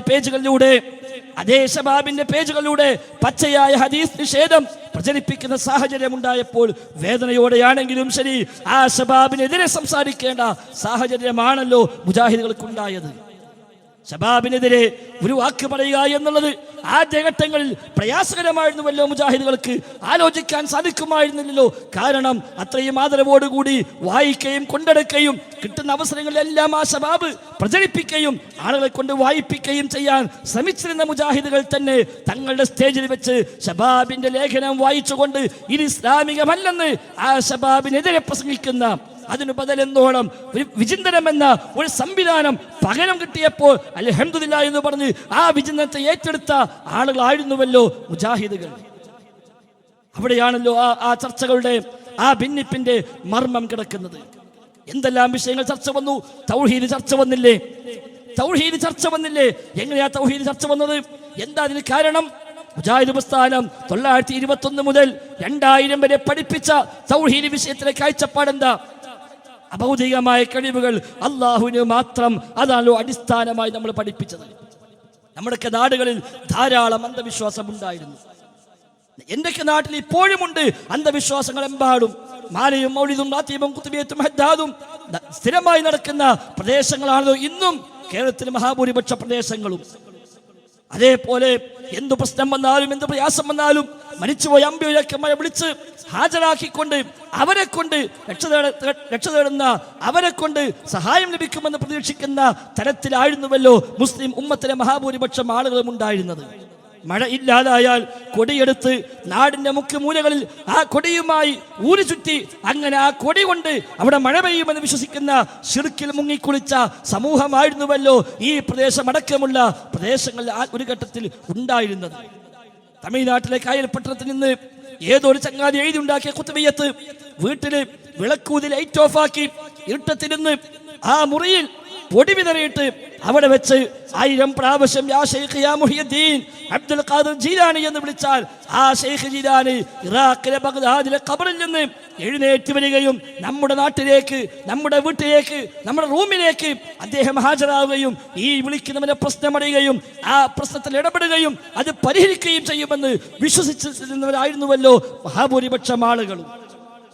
എന്തിനും ഏതിനും എവിടുന്ന് വിളിച്ചാലും ശരി, വല്ല നിലത്തീനും എന്നെ വിളിപ്പോർക്ക് ബൈബിളത് തീരം ചെയ്യും ഞാനെന്നോ അവർന്ന ഈ മുഹിദ്ദീമാലയുടെ വരികൾ, കുത്തുബിയ്യത്തിന്റെ വരികൾ, മൗലീദിലെ വരികൾ അതൊക്കെ വിശ്വസിച്ചുകൊണ്ട് ഖുർആനിനേക്കാളും സ്ഥാനത്ത് ആ പദ്യങ്ങളെയും ഗദ്യങ്ങളെയും സ്വീകരിക്കുകയും അങ്ങനെ അവരൊക്കെ വിളി കേൾക്കുന്നവരായും അവരൊക്കെ തേടിയാൽ ആ തേട്ടം സ്വീകരിക്കുന്നവരായും അവരോടൊക്കെ വിളിച്ചു പ്രാർത്ഥിക്കാൻ പറ്റുന്നവരായി, അങ്ങനെ പ്രാർത്ഥിച്ചാൽ ഉത്തരം ചെയ്യുന്നവരായി, അഭൗതികമായ കഴിവുള്ളവരായി, അദൃശ്യമായ കഴിവുള്ളവരായി ഈ സമുദായത്തിലെ സമസ്ത വിഭാഗം സമൂഹത്തെ പഠിപ്പിച്ചപ്പോൾ ശരിയല്ലെന്ന് പഠിപ്പിക്കാൻ ഇറങ്ങി പുറപ്പെട്ടവരാണല്ലോ ആത്യന്തികമായി മുജാഹിദുകൾ. നമ്മളൊരു പക്ഷേ ഹോസ്പിറ്റൽ സ്ഥാപിച്ചിട്ടുണ്ടാവാം, ഒരു പക്ഷേ സ്കൂളുകളും കോളേജും ഉണ്ടാക്കിയിട്ടുണ്ടാകാം, അതേപോലെ വ്യത്യസ്തമായ മേഖലകളിൽ പ്രവർത്തിച്ചിട്ടുണ്ടാകാം. പക്ഷേ അതിനൊന്നും വേണ്ടി ആയിരുന്നില്ല മർമ്മപ്രധാനമായി മുജാഹിദ് പ്രസ്ഥാനം ഉണ്ടായത്. നേരെ മറിച്ച് വിശ്വാസരംഗത്തെ തകരാറുകളെ, പാളിച്ചകളെ സമുദായത്തെ ബോധ്യപ്പെടുത്തുവാനും തൗഹീദിലേക്ക് ക്ഷണിക്കുവാനും തന്നെയാണല്ലോ മുജാഹിദ് പ്രസ്ഥാനം രൂപം കൊണ്ടത്. മുജാഹിദ് പ്രസ്ഥാനത്തിന്റെ സമ്മേളനങ്ങൾ കേരള മുസ്ലിം ഐക്യ സംഘം 921 മുതൽ 33 വരെയുള്ള 12 കൊല്ലങ്ങൾ നടത്തിയ 14 മഹാസമ്മേളനങ്ങൾ, ആ ചരിത്രമാണല്ലോ വിളിച്ചോതുന്നത്. 12 കൊല്ലങ്ങളിലായി 14 സമ്മേളനങ്ങൾ 14 ജില്ലകളിലായി അന്ന് കേരള മുസ്ലിം ഐക്യ സംഘം നടത്തുകയും കേരള മണ്ണിൽ ഒരു തൗഹീദിന്റെ പടയോട്ടം തന്നെ തീർക്കുകയും ചെയ്ത ഘട്ടത്തെ പറ്റി മുൻഗാമികൾ എഴുതി വെച്ചത് വായിച്ചതോർക്കുകയാണ്. ശേഷം ഐക്യസംഘം സ്വയം പിരിഞ്ഞു പോവുകയും ജംഇയ്യത്തുൽ ഉലമയെ അത് ഏൽപ്പിക്കുകയും അങ്ങനെ കേരള ജംഇയ്യത്തുൽ ഉലമ 950 വരെ വളരെ കൃത്യമായ, സ്തുത്യർഹമായ, തുല്യതയില്ലാത്ത ഒരു വലിയ മുന്നേറ്റം തന്നെ ദഅ്വാരംഗത്ത് നടത്തുകയും 950 ആയപ്പോഴേക്ക് ഒരു വലിയ സമൂഹം തന്നെ തൗഹീദിന്റെ വഴിയിൽ അണിനിൽക്കുകയും ചെയ്യുന്ന സാഹചര്യം ഉണ്ടായല്ലോ. അങ്ങനെയാണ് 950 KNM രൂപീകരിക്കപ്പെടുന്നത്. 300 ചില്ലാനം മെമ്പർമാരാണ് KNM രൂപീകരിക്കുമ്പോൾ. ഒന്നാമത്തെ വർഷത്തിൽ KNM എന്ന ഒരു മഹാപ്രസ്ഥാനത്തിൽ കേരളത്തിൽ അങ്ങോളം ഇങ്ങോളമായി മെമ്പർഷിപ്പ് എടുക്കാൻ അന്നുണ്ടായത് 300 ചില്ലാനം ആളുകളാണ്. ഇന്ന് നമുക്കൊരു യൂണിറ്റിൽ തന്നെ 300, 400, 500 മെമ്പർമാരുള്ള സാഹചര്യമുണ്ടായി. അന്ന് കേരളം മൊത്തം സംസ്ഥാനം ഒന്നിച്ചെടുത്താൽ KNM-ലെ ഒന്നാമത്തെ ലിസ്റ്റിൽ അന്നത്തെ മെമ്പർഷിപ്പ് 300 ചില്ലാനം ആളുകൾ. ആ ലിസ്റ്റ് നമുക്ക് ഇന്നും ലഭ്യമാണ് വേണമെങ്കിൽ. അങ്ങനെ അവിടെ നിന്ന് ആരംഭിച്ച് 67 ISM ഉണ്ടായി, പിന്നെ MSM ഉണ്ടായി, അങ്ങനെ വ്യത്യസ്തങ്ങളായ ഘടകങ്ങൾ രൂപീകരിക്കുകയും അതെല്ലാം ഈ തൗഹീദി പ്രബോധനത്തിന് വേണ്ടി വിനിയോഗിക്കുകയും ചെയ്തു. നൂറുകണക്കായ വാദപ്രതിവാദങ്ങൾ, പൂഞ്ഞൂർ സംവാദവും പുളിക്കൽ സംവാദവും താനാളൂർ സംവാദവും അടക്കമുള്ള അന്നത്തെ വലിയ വലിയ വലിയ സംവാദങ്ങളൊക്കെ ഈ തൗഹീദ് സ്ഥാപിക്കാൻ വേണ്ടി തന്നെയായിരുന്നുവല്ലോ. എടവണ്ണ അലവി മൗലവിയും MCC സഹോദരന്മാരും KM മൗലവിയും അടക്കമുള്ള അന്നത്തെ ഏറ്റവും ഉന്നതരായ പണ്ഡിതന്മാരൊക്കെയും ആ വാദപ്രതിവാദങ്ങൾക്ക് നേതൃത്വം നൽകിയത് ചരിത്രത്തിൽ വായിക്കാൻ സാധിക്കും. അന്ധവിശ്വാസങ്ങൾക്കെതിരെ, അനാചാരങ്ങൾക്കെതിരെ, മതത്തിലെ തെറ്റായ ധാരണകൾക്കെതിരെയെല്ലാം അതിശക്തമായി എവിടെയും കയറി ചെന്ന് വേണമെങ്കിൽ ഏത് സമസ്ത പുരോഹിതനുമായും ഏറ്റുമുട്ടാൻ മുജാഹിദുകൾ തയ്യാറാണ് എന്ന പ്രഖ്യാപനം തന്നെയായിരുന്നു അന്നത്തെ സംവാദങ്ങളിൽ. ഉമർ മൗലവി റഹിമഹുള്ളയുടെ ഓർമ്മകൾ തീർത്ത് എന്ന പുസ്തകത്തിൽ അദ്ദേഹം എഴുതുന്ന ആ സംവാദങ്ങളുടെ ദീർഘമായ ചരിത്രമുണ്ട്. അതിൽ കാണാം ചാലിയം സംവാദം എന്നൊരു സംവാദം. നമ്മുടെ വീട്ടിലുണ്ടാകാം പുസ്തകം, ഒന്ന് പോയി വായിച്ചു നോക്കുന്നത് നല്ലതാണ്. ചാലിയം സംവാദം. ആ ചാലിയത്ത് നടന്ന സംവാദം 1940-കളിൽ ചാലിയത്ത് വെച്ച് നടന്ന സംവാദം. ഉമർ മൗലവി എഴുതുന്നു, എന്തിനായിരുന്നു സംവാദമെന്നോ, തലയിൽ മുടി വളർത്തിയവനെ കൊല്ലണോ വേണ്ടേ എന്നായിരുന്നു വിഷയമെന്ന. സുന്നികളെ വാദം തലയിൽ മുടി വളർത്തിയവനെ കൊല്ലണമെന്ന് ബുഖാരി മുസ്ലിമിലുണ്ട്. അങ്ങനെ ഇല്ല എന്ന് മുജാഹിദുകളെ വാദവും. കെ.എം. മൗലവി റഹിമഹുല്ല അന്ന് അബ്ദുസ്സമദ് കാത്തിബിനെയും അതേപോലെ ഉമർ മൗലവിയെയും റഹിമഹുമുല്ല രണ്ടുപേരും അന്ന് കെ.എം. മൗലവിയുടെ കീഴിൽ ശിഷ്യന്മാരായി പഠിക്കുകയാണത്രേ. ആ രണ്ടുപേരെയും പറഞ്ഞയച്ചു കൊടുത്തു, നിങ്ങൾ പോവുക, നിങ്ങൾ മതി ആ വിഷയം കൈകാര്യം ചെയ്യാൻ. അബ്ദുസ്സമദ് കാത്തിബും ഉമർ മൗലവിയും രണ്ടുപേരും ചെന്ന് മറുഭാഗത്തിരിക്കുന്നത് പതി അബ്ദുൽ ഖാദിർ മുസ്ലിയാരാണ്. തിരുവിതാംകൂറിൽ നിന്ന് മലബാറിലേക്ക് പ്രത്യേകമായി കൊണ്ടുവന്ന് വഹാബികളെ കെട്ടുകെട്ടിക്കാൻ വേണ്ടി കച്ചകെട്ടിറങ്ങി കൊണ്ടുവന്ന ആളായിരുന്നുവല്ലോ പതി അബ്ദുൽ ഖാദിർ മുസ്ലിയാർ. വഹാബികളെ പേടി സ്വപ്നമെന്നാണ് അന്ന് സമസ്തക്കാരെ പറഞ്ഞിരുന്നത്.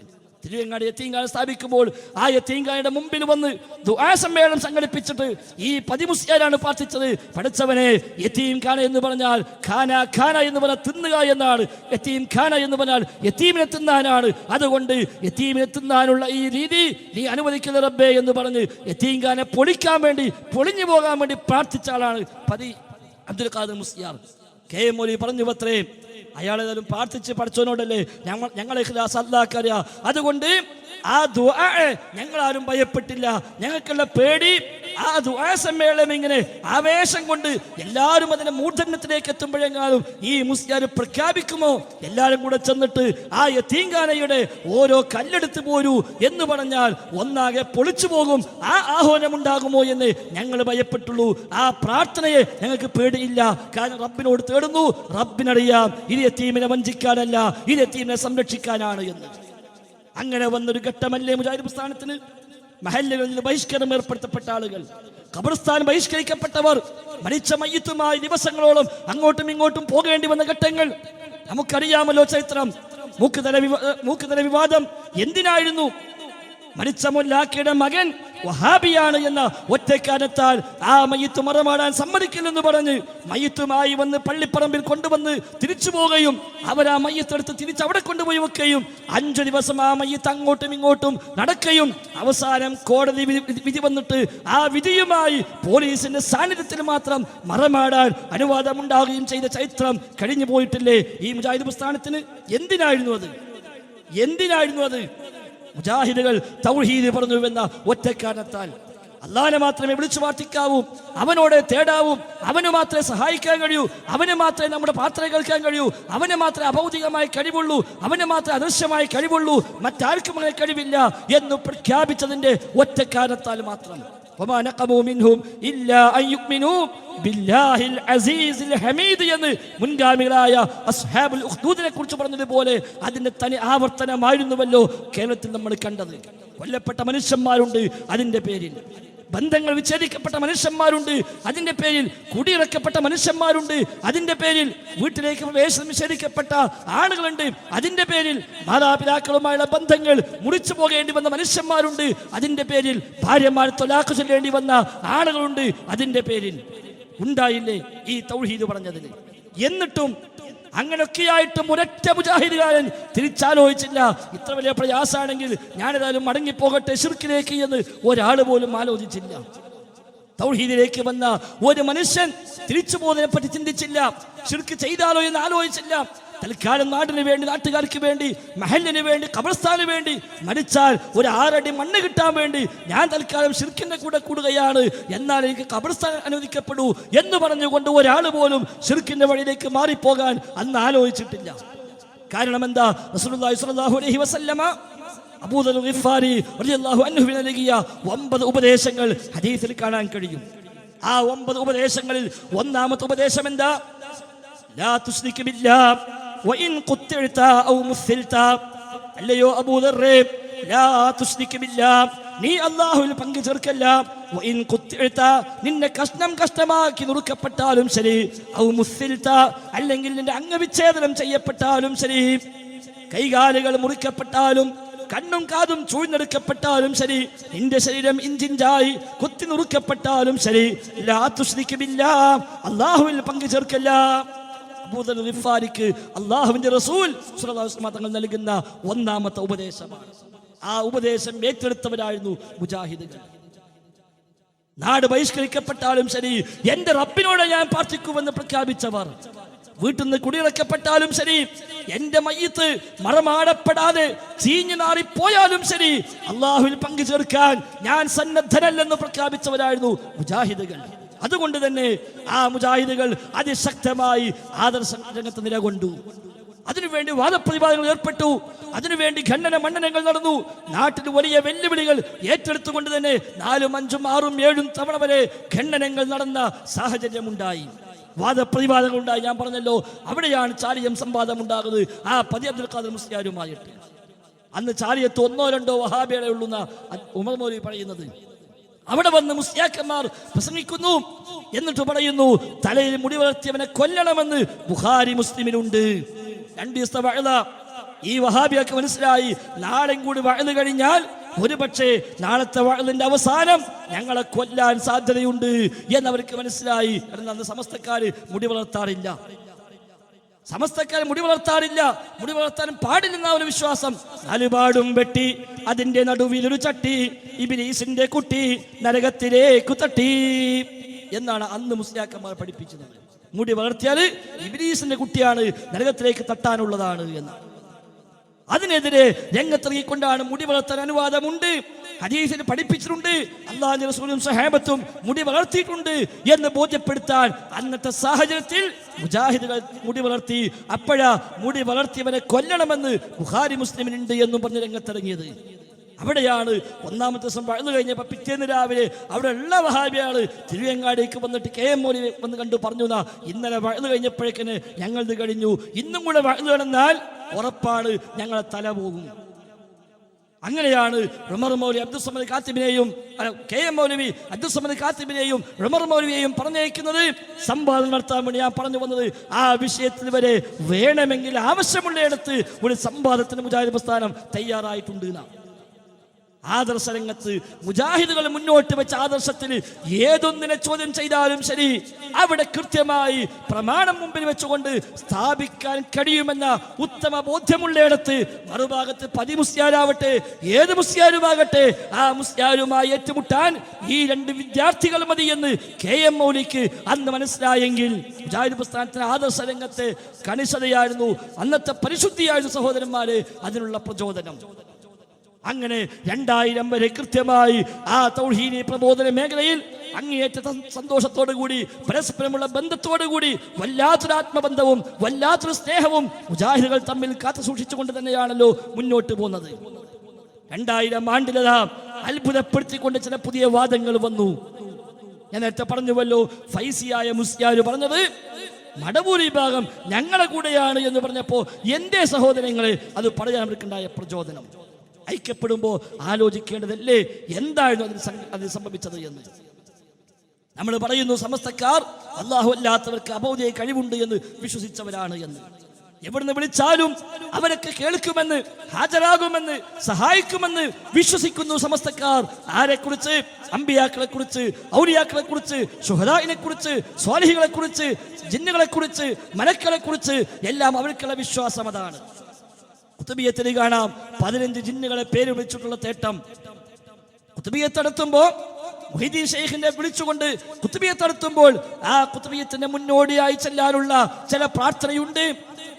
അതിന്റെ മുന്നോടിയായി ഫാത്തിഹ സൂറത്ത് ഓതി ആ ഫാത്തിഹയും ചില സൂറത്തുകളും ചില മഹാന്മാരിലേക്ക് അത് ഹദിയ ചെയ്ത് പാർസലാക്കിയിട്ടാണ് കുത്തുബിയത്ത് ആരംഭിക്കുക. ആ കൂട്ടത്തിൽ കാണാം മദ്ഹബ് വതംറയാൻ വഹസ്തശ്രഖൂസ് വമൈമൂൻ വസൗബഅ തുടങ്ങി 15 പേരുകൾ. എന്തായി 15 പേര്? അവർ അല്ലദീന ആഹദുല്ലാഹ വനബിയഹു സുലൈമാൻ അലൈഹിസ്സലാം, അല്ലാഹുവിനോടും സുലൈമാൻ നബിയോടും കരാർ ചെയ്ത് ബൈഅത്ത് ചെയ്തു വന്ന ജിന്ന ഔലിയാക്കന്മാരാണ് ഈ 15 പേരെന്നാണ്. അങ്ങനെ ജിന്നിനെ വിളിച്ച് തേടുന്ന സാഹചര്യം സമസ്തക്കാർക്കുണ്ടായിരുന്നു. മലക്കളെ വിളിച്ച് തേടുന്ന സാഹചര്യം സമസ്തക്കാർക്ക് അന്നും ഇന്നുമുണ്ട്. മൗലിദ് കിതാബിൽ കാണാം ചില പ്രാർത്ഥനകൾ, അതിനവസാനം കാണാം അജ്ബിയാ ജബ്രായീൽ വയാ മീകായീൽ വയാ ഇസ്രാഫീൽ വയാ അസ്രായീൽ വയാ തങ്കാഫീൽ.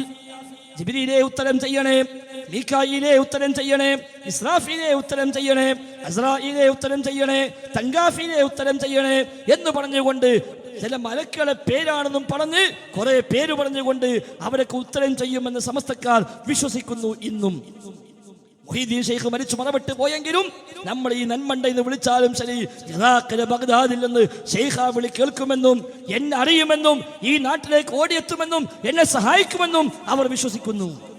അല്ലാഹുവിന്റെ റസൂലിനെ വിളിച്ചാൽ റസൂൽ വരുമെന്ന് വിശ്വസിക്കുന്നു. യാ റസൂലല്ലാഹ് ഖുദ് ബിയദി ഖല്ലത്തി ഹീലതി അദ്രിക്നി യാ റസൂലല്ലാഹ്. സ്ഥിരമായി പ്രഖ്യാപിക്കുന്നു, അല്ലാഹുവിന്റെ റസൂലേ ഖുദ് ബിയദി, എന്റെ കൈ പിടിക്കണേ റസൂലേ, എന്റെ കൈ പിടിക്കണേ റസൂലേ. ഖല്ലത്തി ഹീലതി, എന്റെ തന്ത്രങ്ങൾ വളരെ കുറവാണ്, യാതൊരു തന്ത്രങ്ങളും ഇല്ലാത്തവനാണ്, വളരെ സാധുവാണ് ഞാൻ. അതുകൊണ്ട് അദ്രിക്നി യാ റസൂലല്ലാഹ്, അല്ലാഹുവിന്റെ റസൂലേ എന്നെ പ്രാപിക്കണേ, എന്നെ പ്രാപിക്കണേ, എന്റെ കൈ പിടിക്കണേ എന്ന് വിളിച്ചു കൂവുന്നു പള്ളികളിൽ നിന്ന് പോലും. എന്താ ഓല വിശ്വാസം? അവർക്കെല്ലാം അഭൗതികമായ കഴിവുണ്ട്. മരിച്ചാലും ശരി കാണാൻ കഴിയും, കേൾക്കാൻ കഴിയും, സഹായിക്കാൻ കഴിയും, ഓടിയെത്താൻ കഴിയും. ഈ ഭൗതികമായ സംവിധാനങ്ങൾ അവർക്ക് ആവശ്യമില്ല.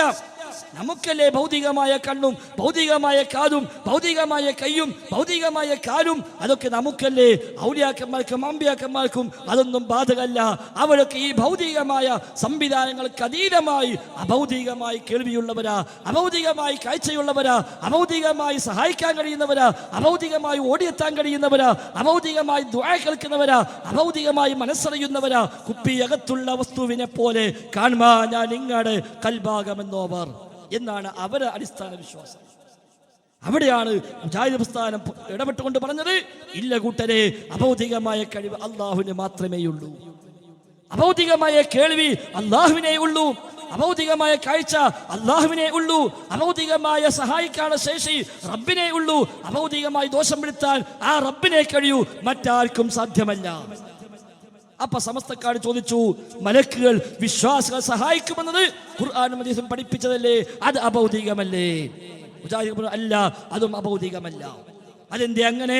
മുജാഹിദ് പ്രസ്ഥാനം പഠിപ്പിച്ചു കൊടുത്തു, മലക്കുകൾ സഹായിക്കുന്നത് ഒരു പക്ഷെ നമ്മൾ കാണില്ലായിരിക്കാം, നമ്മുടെ കണ്ണിൽ പെടില്ലായിരിക്കാം, അത് ആപേക്ഷികമായി അദൃശ്യമായിരിക്കാം എന്നല്ലാതെ അല്ലാഹു തആല സഹായിക്കുന്ന തരത്തിൽ അദൃശ്യമായി സഹായിക്കുന്നതല്ല, അഭൗതികമായി സഹായിക്കുന്നതല്ല, മറഞ്ഞ വഴിയിൽ സഹായിക്കുന്നതല്ല, കാരണങ്ങൾക്ക് അതീതമായി സഹായിക്കുന്നതല്ല എന്ന് പഠിപ്പിച്ചു കൊടുത്തു.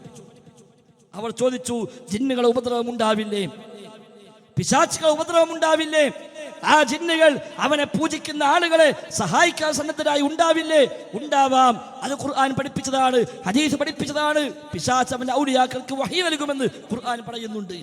ലയൂഹൂന ഇലാ ഔലിയാഇഹിം, പിശാച് അവന്റെ ഔലിയാക്കന്മാർക്ക് വഹി നൽകുമെന്നാണ്. പിശാചിന്റെ ഔലിയാക്കന്മാരായി രംഗത്ത് വരുന്നവർ, പിശാചിന്റെ മിത്രങ്ങളായി രംഗത്ത് വരുന്നവർ, അവർക്ക് വഹി നൽകും. ആരാ പിശാചിന്റെ ഔലിയാക്കന്മാർ? ആളുകളെ ശിർക്കിലേക്ക് കൊണ്ടുപോകാനുള്ള ഏജന്റുമാരായി പ്രവർത്തിക്കുന്നവർ.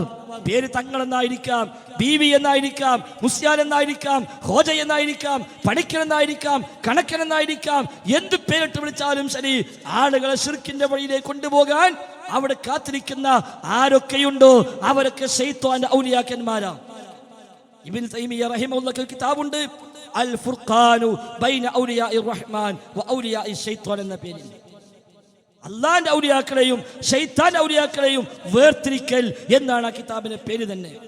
ഏകദേശം ആ കിതാബ് അടിസ്ഥാനപ്പെടുത്തിയിട്ടാണ് ജംഇയ്യത്തുൽ ഉലമയുടെ ഫത്വ ബോർഡ് ചെയർമാനായിരുന്ന കുഞ്ഞീദ് മദീൻ റഹിമഹുല്ലാഹ് അല്ലാഹുവിന്റെ ഔലിയാക്കൾ എന്ന പുസ്തകം രചിക്കുന്നത്. അതിന് മറുപടിയായിട്ടാണ് സുലൈമാൻ സഖാഫി മാളിയേക്കൽ അതേ പേരിൽ അല്ലാഹുവിന്റെ ഔലിയാക്കൾ എന്ന പേരിൽ അയാൾ പുസ്തകം എഴുതിയത്. അതിന് മറുപടി എഴുതണമെന്ന് മൗലവി ആഗ്രഹിച്ചിരുന്നു, പക്ഷെ അത് അവസരം കിട്ടിയില്ല. അതിനു മുമ്പ് അദ്ദേഹം മരണപ്പെട്ടു പോയി. അങ്ങനെ ഈ വക ഔലിയാക്കന്മാരെ ശൈത്താൻ സഹായിച്ചേക്കാം. അല്ലാഹുവിന്റെ റസൂലിനോട് സ്വഹാബത്ത് ചോദിച്ചുവല്ലോ, റസൂലേ, ജ്യോത്സ്യന്മാരെ കുറിച്ച് എന്താ അഭിപ്രായം? നബി തങ്ങൾ പറഞ്ഞു, ലൈസു ബിശൈഇൻ, അവർ ഒന്നുമല്ല, അവർ ഒന്നുമല്ല. സ്വഹാബത്ത് ചോദിച്ചു, നബിയേ, അവർ പറഞ്ഞ ചില കാര്യങ്ങൾ സത്യമാകുന്നുണ്ടല്ലോ, നബി തങ്ങൾ പറഞ്ഞു, അത് സത്യമാകുന്നുണ്ട്. അതൊരിക്കലും മറഞ്ഞ കാര്യം അറിയാൻ കഴിവുണ്ടായത് കൊണ്ടല്ല, അത് അവർക്ക് അഭൗതികമായ കഴിവുണ്ടായിട്ടല്ല, അവർക്ക് അദൃശ്യമായ കഴിവുണ്ടായിട്ടല്ല. പിന്നെ എങ്ങനെയാ അറിയുന്നത്? അത് പിശാചുക്കൾ തട്ടിയെടുത്ത വാർത്തകൾ, അതിന്റെ കൂടെ 100 കളവും ചേർത്തിട്ട് ആ ജോത്സ്യന്റെ കാതിൽ പോയി കുറുകി മന്ത്രിച്ചു കൊടുക്കുകയാണ്. കോഴി കുറുകുന്നത് പോലെ, കോഴി കുറുകുന്നത് പോലെ അവന്റെ കാതിൽ ചെന്ന് കുറുകി മന്ത്രിച്ചു കൊടുക്കുന്നു. മുഹമ്മദ് അമാനി മൗലവി റഹിമഹുല്ലാ അദ്ദേഹത്തിന്റെ ഇസ്ലാമിക ജീവിതം എന്ന പുസ്തകത്തിലെ അവസാന അധ്യായത്തിൽ ഇതുമായി ബന്ധപ്പെട്ട ധാരാളം ഹദീസുകൾ നൽകുന്നു.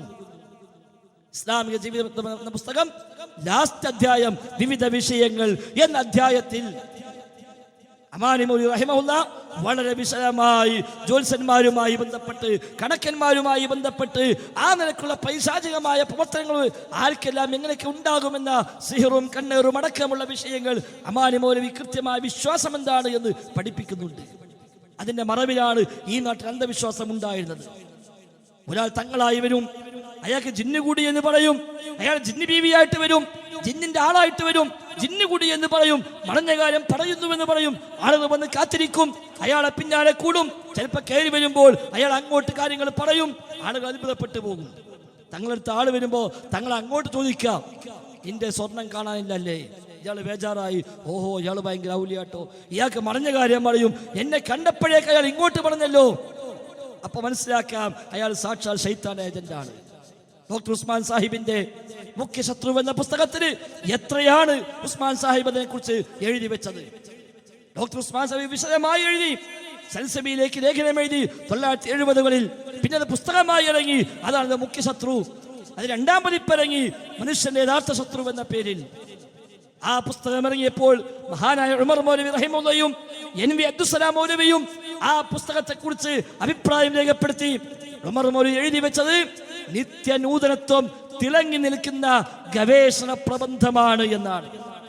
നിത്യനൂതനത്വം, എന്നും പുതുമയുള്ളത്, എന്നും പുതുമയുള്ള ഗവേഷണ പ്രബന്ധം എന്നാണ് ഉമർ മൗലവി റഹിമഹുല്ലാ ഡോക്ടർ ഉസ്മാൻ സാഹിബിന്റെ ആ ലേഖനത്തെ കുറിച്ച് അഭിപ്രായം രേഖപ്പെടുത്തി വെച്ചത്. അതിൽ ഉസ്മാൻ സാഹിബ് വിശദമായി പഠിപ്പിച്ചു. അമാനി മൗലവിയുടെ ഖുർആൻ പരിഭാഷയിലും ജിന്നുമായി ബന്ധപ്പെട്ട വിഷയം എന്നപ്പോൾ അവിടെ പ്രത്യേകമായ വ്യാഖ്യാന കുറിപ്പ് തന്നെ ആ വിഷയത്തിൽ അമാനി മൗലവി എഴുതി വെച്ചു. അതൊക്കെ വായിക്കുകയും പഠിക്കുകയും ചെയ്തു പഠിച്ചു പോകുന്ന മുജാഹിദുകളെ സംബന്ധിച്ച് വളരെ കൃത്യമായ കാഴ്ചപ്പാടുണ്ടായിരുന്നു ആ വിഷയത്തിന്. അതുകൊണ്ട് അവർ പറഞ്ഞു, ജിന്ന് പ്രവർത്തിച്ചാലും ശരി, മലക്ക് പ്രവർത്തിച്ചാലും ശരി, അതൊന്നും അഭൗതികമായ പ്രവർത്തനമല്ല. അഭൗതികമായ പ്രവർത്തനം അള്ളാഹു മാത്രമേ ചെയ്യുള്ളൂ. എന്നാൽ മടവൂർ വിഭാഗം രംഗത്ത് വന്നത് ആ വിഷയത്തിലെ പുതിയ ചില കാഴ്ചപ്പാടുകൾ അവതരിപ്പിച്ചുകൊണ്ടായിരുന്നു. ആ വിഷയത്തിന് പുതിയ ചില കാഴ്ചപ്പാടുകൾ അവതരിപ്പിച്ചു. അബ്ദുസ്സലാം സുലൈമി പുസ്തകം എഴുതി, തൗഹീദും നവയാഥാസ്ഥികളുടെ വ്യതിയാനവും എന്ന പേരിൽ. നവയാഥാസ്ഥികൾ എന്ന് പറഞ്ഞാൽ അന്ന് അവർ ഉദ്ദേശിച്ചത് KNM എന്ന ഔദ്യോഗിക സംവിധാനത്തെയായിരുന്നു. അപ്പൊ തൗഹീദിൽ നിന്ന് KNM എന്ന പ്രസ്ഥാനം വ്യതിചലിച്ചു പോയി എന്ന് വാദിച്ചുകൊണ്ടാണ് അദ്ദേഹം ഈ പുസ്തകം എഴുതുന്നത്. തൗഹീദിൽ നിന്ന് വ്യതിചലിച്ചുവെന്ന എന്താ കാരണം? അദ്ദേഹം പറഞ്ഞത് ആ പുസ്തകത്തിലെ 1-ാമത്തെ അധ്യായം അദൃശ്യം, അഭൗതികം, വ്യതിയാനം എന്ന ഹെഡിങ്. അതിൽ ആദ്യം തന്നെ എഴുതി വെച്ചത് എന്താ? അദൃശ്യവും അഭൗതികവുമായ മാർഗത്തിലൂടെ അള്ളാഹുവിന് മാത്രമേ നമ്മെ സഹായിക്കുവാൻ സാധിക്കുകയുള്ളൂ. ശരിയാണ്, തർക്കമില്ല.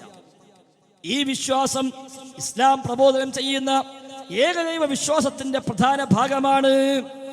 അള്ളാഹ്ക്ക് മാത്രമേ അഭൗതികമായി സഹായിക്കാൻ കഴിയൂ എന്നത് തൗഹീദിന്റെ പ്രധാന ഭാഗമാണ്. അതും ശരിയാണ്. അടുത്ത വാചകം എന്താ? മലക്കുകൾക്കും ജിന്നുകൾക്കും നമ്മെ സഹായിക്കുവാൻ സാധിക്കുമെന്ന് വല്ലവനും വിശ്വസിച്ചാൽ അവന്റെ വിശ്വാസത്തിൽ ശിർക്കും കുഫ്റും സംഭവിക്കുന്നു. മലക്കുകൾക്കും ജിന്നുകൾക്കും നമ്മെ സഹായിക്കുവാൻ സാധിക്കുമെന്ന് വല്ലവനും വിശ്വസിച്ചാൽ അവന്റെ വിശ്വാസത്തിൽ ശിർക്ക് സംഭവിക്കുന്നു. അപ്പോഴാണ് KNMന്റെ വേദിയിൽ നിന്ന് ചോദിച്ചത്, മടവൂർ സുഹൃത്തുക്കളെ, അങ്ങനെയാണെങ്കിൽ ബദറിൽ മലക്കിറങ്ങി യുദ്ധം ചെയ്തുവെന്ന് ഖുർആൻ പഠിപ്പിച്ച കാര്യമല്ലേ?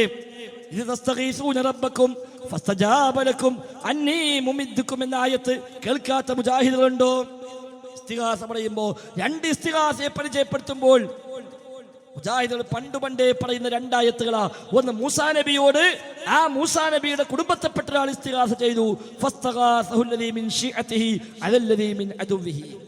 ഇസ്തിഗാസയുമായി ബന്ധപ്പെട്ട് എഴുതപ്പെട്ട ഏത് പുസ്തകം വായിച്ചു നോക്കൂ, അതിന്റെ കാമുകത്തിൽ കാണാം രണ്ട് ഇസ്തിഗാസയെ പരിചയപ്പെടുത്തി.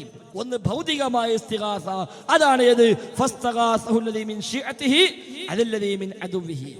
എന്നാൽ രണ്ട് അല്ലാഹുവോട് മാത്രം നിർവഹിക്കേണ്ട ഇസ്തിഗാസ, അതാണ് ഇദ് തസ്തഗീസൂന റബ്ബക്കും, നിങ്ങൾ റബ്ബിനോട് നിങ്ങൾ ഇസ്തിഗാസ ചെയ്ത സന്ദർഭം ബദൽ വെച്ച് അല്ലാഹുവിന്റെ റസൂൽ പ്രാർത്ഥിക്കുകയാണ്.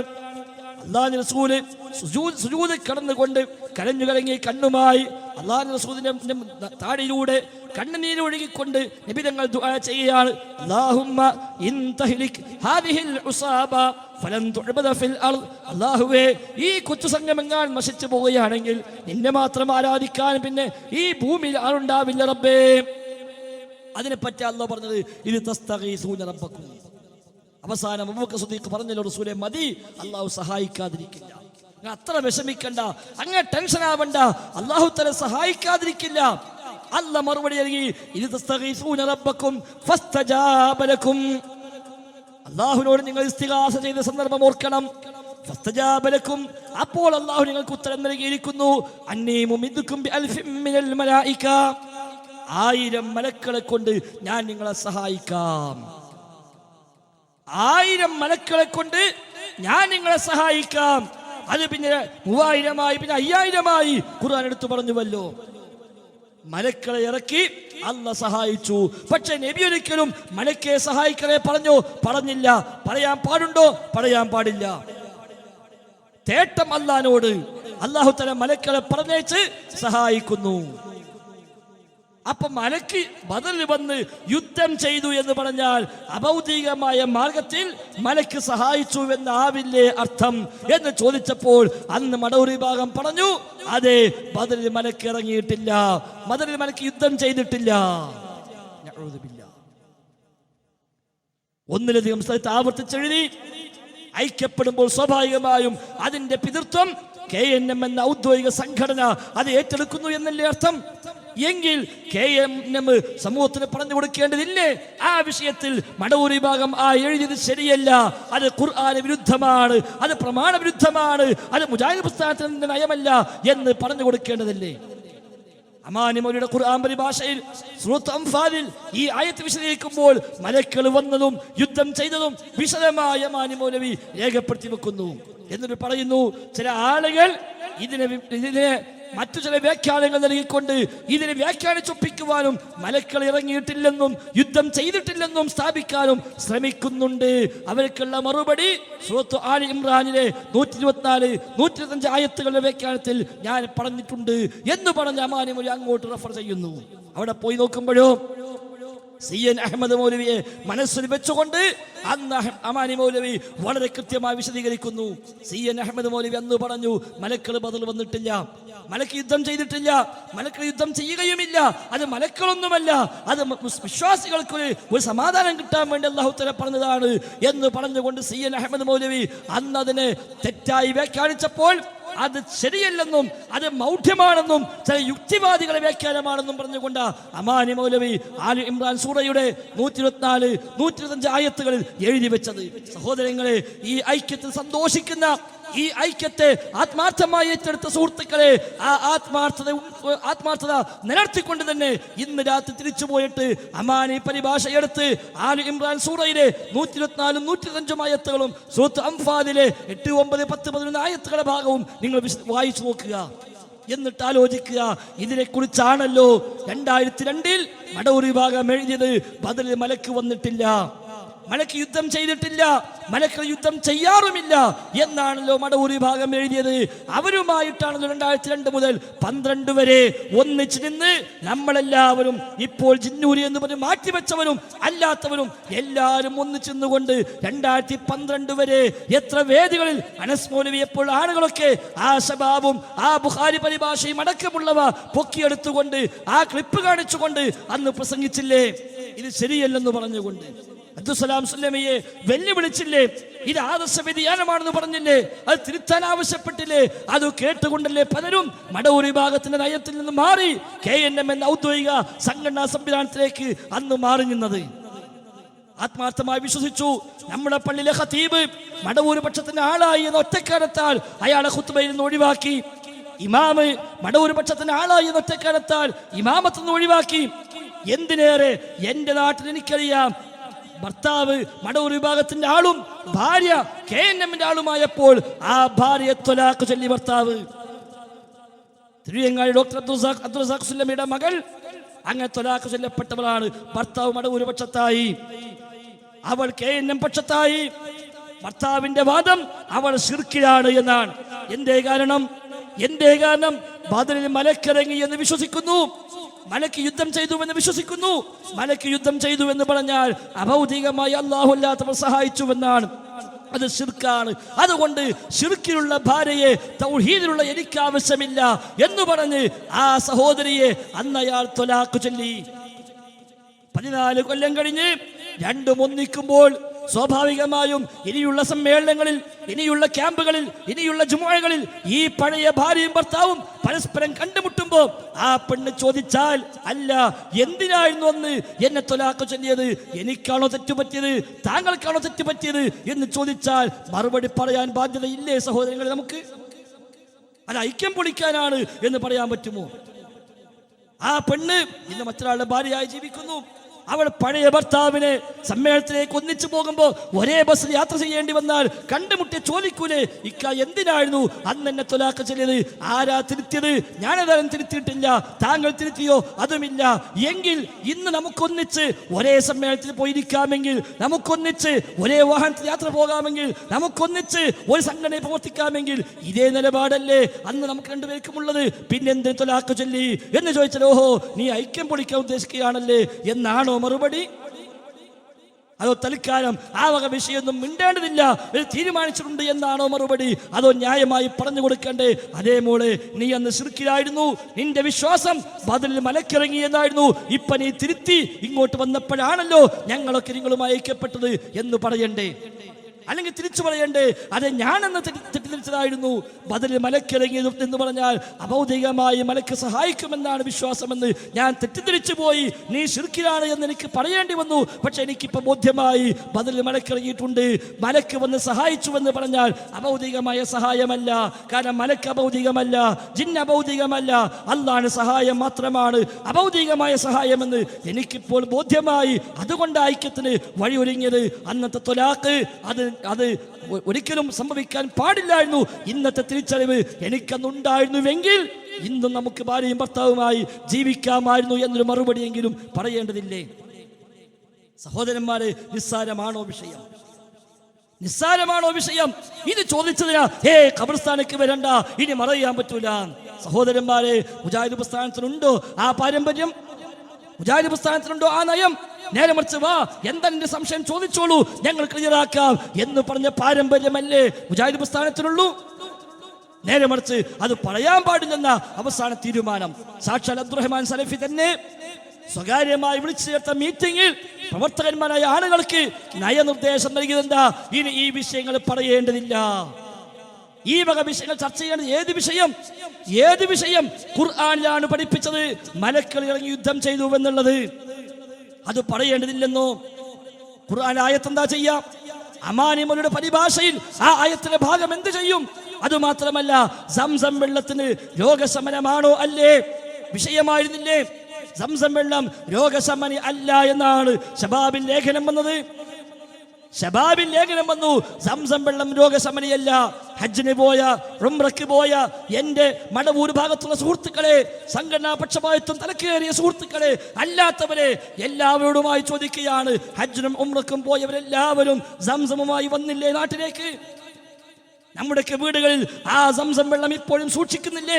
എന്തൊരു പ്രശ്നം വന്നാലും, എന്ത് പ്രയാസം വന്നാലും പെട്ടെന്ന് ഒരൽപ്പം സംസം എടുത്തു കൊടുക്ക് എന്ന് പറയാറില്ലേ? ശബാബുകാരൻ പഠിപ്പിക്കുന്നു, സംസം രോഗശമനിയല്ല. സംസം രോഗശമനിയല്ല. പിന്നെ എന്താ സംസമിന്റെ പ്രത്യേകത? ശബാബിൻ ലേഖനം വന്നത്, സംസം വെള്ളം എന്നത് അത് അനുഗ്രഹീതമായ വെള്ളമാണ് എന്ന് മാത്രമേ സ്വഹീഹായിട്ടുള്ളൂ. അനുഗ്രഹീതമായ വെള്ളം, ഭക്ഷിക്കുന്നവരുടെ ഭക്ഷണം, അത് രണ്ടുമുണ്ട്. അതിനപ്പുറത്ത് രോഗശമനം എന്നത് ഇല്ല, ശരിയല്ല. എന്നാൽ അതിന്റെ കൂടെ അതേ ശബാബിൽ തന്നെ അടുത്ത വാചകം എഴുതി വെച്ചതോ മഴവെള്ളത്തെ സംബന്ധിച്ചും അനുഗ്രഹീത വെള്ളമെന്നാണ് അള്ളാഹു പഠിപ്പിച്ചത്. അപ്പൊ എന്തായി? മഴവെള്ളത്തിന്റെ അതേ നിലവാരമാണ് സംസമിനുമുള്ളത്. എന്തിനാ പിന്നെ ഹജ്ജിന് പോയപ്പോൾ, ഉംറയ്ക്ക് പോയപ്പോ 5ഉം 10ഉം ലിറ്ററിന്റെ വെള്ളം കന്നാസുവേണ്ടി പ്രയാസപ്പെട്ടുകൊണ്ട് നമ്മൾ ഇങ്ങോട്ട് പോന്നത്?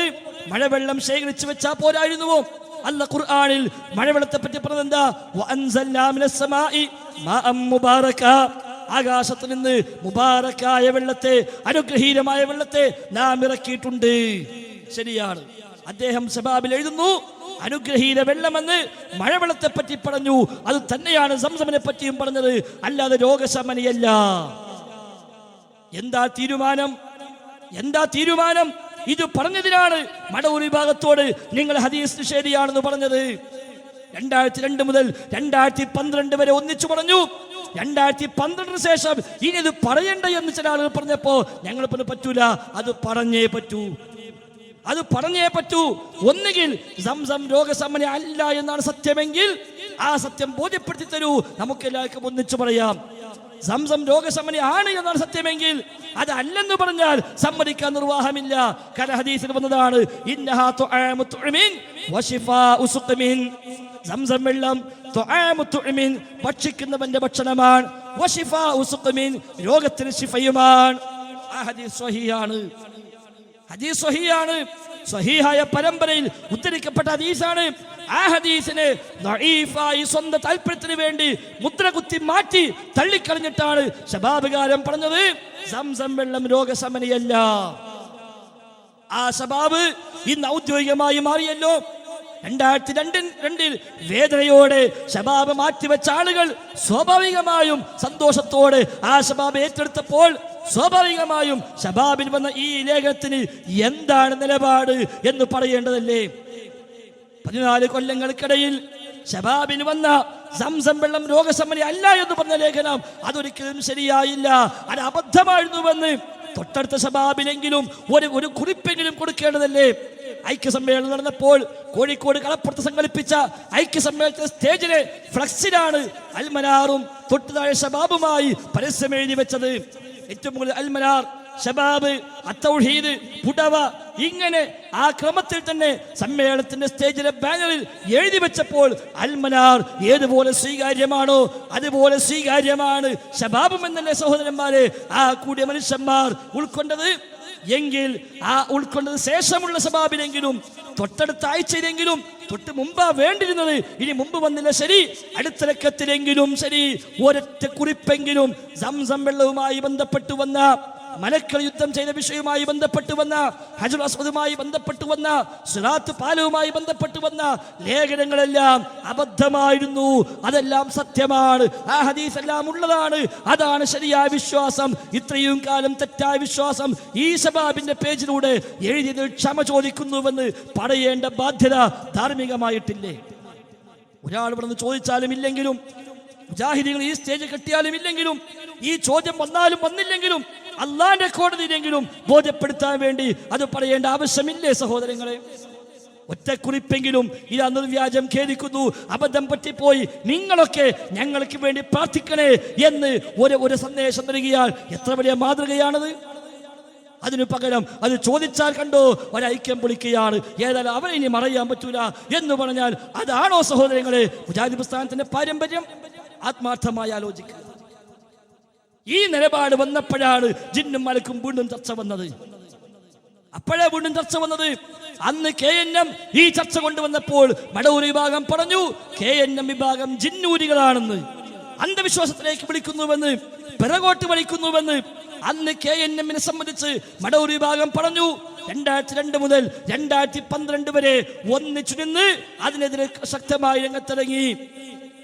2012 ചില ആളുകൾ തിരിഞ്ഞു നിന്നിട്ട് പറയുന്നു നിങ്ങൾ ജിന്നൂരി തന്നെയാണ് എന്ന്. അത്ഭുതപ്പെട്ടു പോയി. എന്താ ഈ പറയുന്നത്? ഒന്നിച്ചു പോകുന്ന ആളുകൾ, ഈ ഹദീസ് നിഷേധങ്ങളെ തുറന്നു കാണിക്കുന്ന ആളുകൾ തന്നെയും ഒരു സുപ്രഭാതത്തിൽ മാറി നിന്നിട്ട് പറയാ ഇതൊന്നും ഹദീസ് നിഷേധം പറയാൻ പറ്റൂല, ഇതിന്റെ പേരിൽ അവൻ ആക്ഷേപിക്കാൻ പറ്റൂല, നിങ്ങളാണ് കുഴപ്പക്കാർ. 2007 ഫെബ്രുവരിയിൽ 16-ാം തീയതി വിചിന്തനത്തിൽ ലേഖനം വന്നു.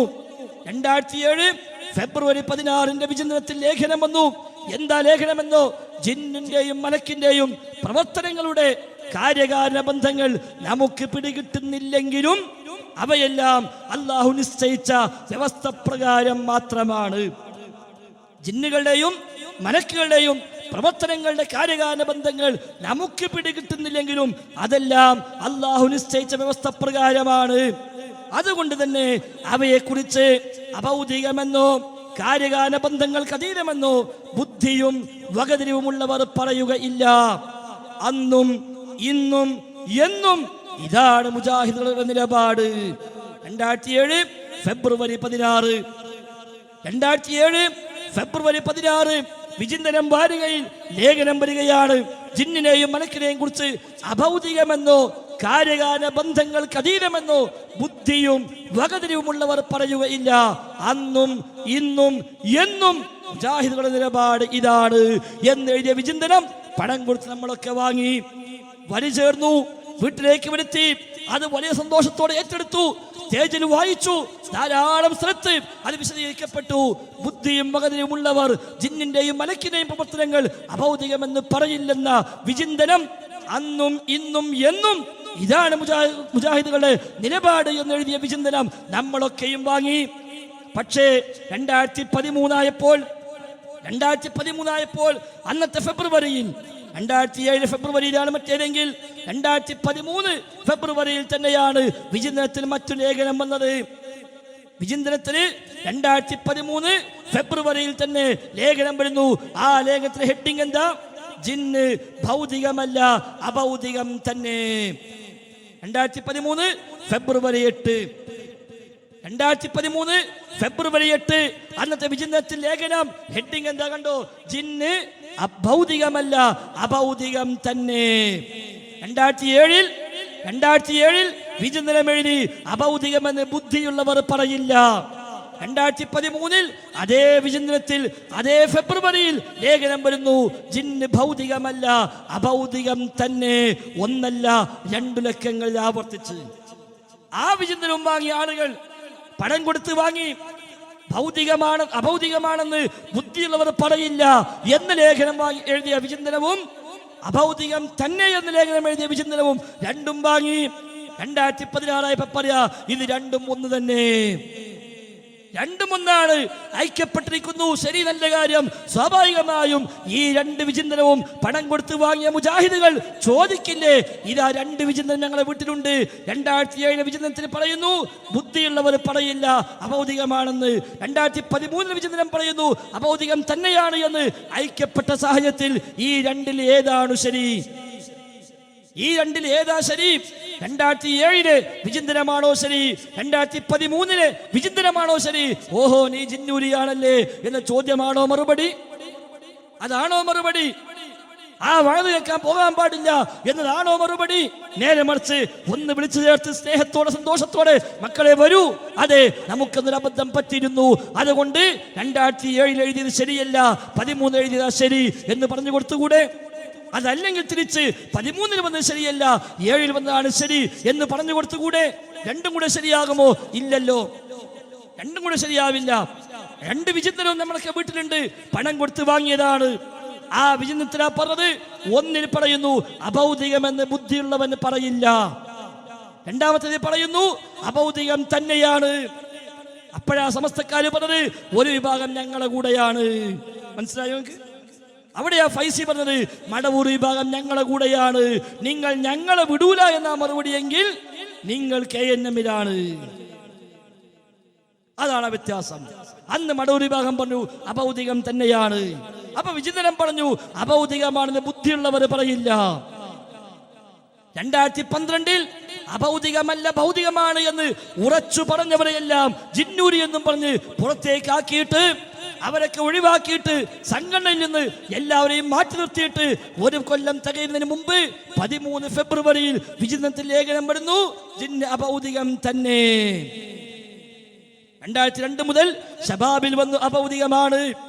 അന്ന് വിചിന്തനത്തിന് വന്നു, അഭൗതികം എന്ന് പറയാൻ പറ്റൂല, ബുദ്ധിയുള്ളവർ പറയൂല, തന്റെ ഇടമുള്ളവർ പറയില്ല, വകതിരിവുള്ളവർ പറയില്ല എന്ന് പറഞ്ഞ ആളുകൾ 2012 ആയപ്പോൾ ആ ബുദ്ധിയും വകതിരിവുമുള്ള ജിന്ന് ഭൗതികമാണ് അഭൗതികമല്ലെന്ന് പറഞ്ഞ ആളുകളെ മുഴുവൻ പുറത്തേക്കാക്കിയിട്ട് സംഘടന കയ്യിലാക്കിയിട്ട് 13 ആയപ്പോഴേക്ക് ഏതാനും മാസം പിന്നിട്ടപ്പോഴേക്ക് 2012 ഡിസംബറിലാണല്ലോ അണിഞ്ഞിലം സമ്മേളനം ഉണ്ടായത്.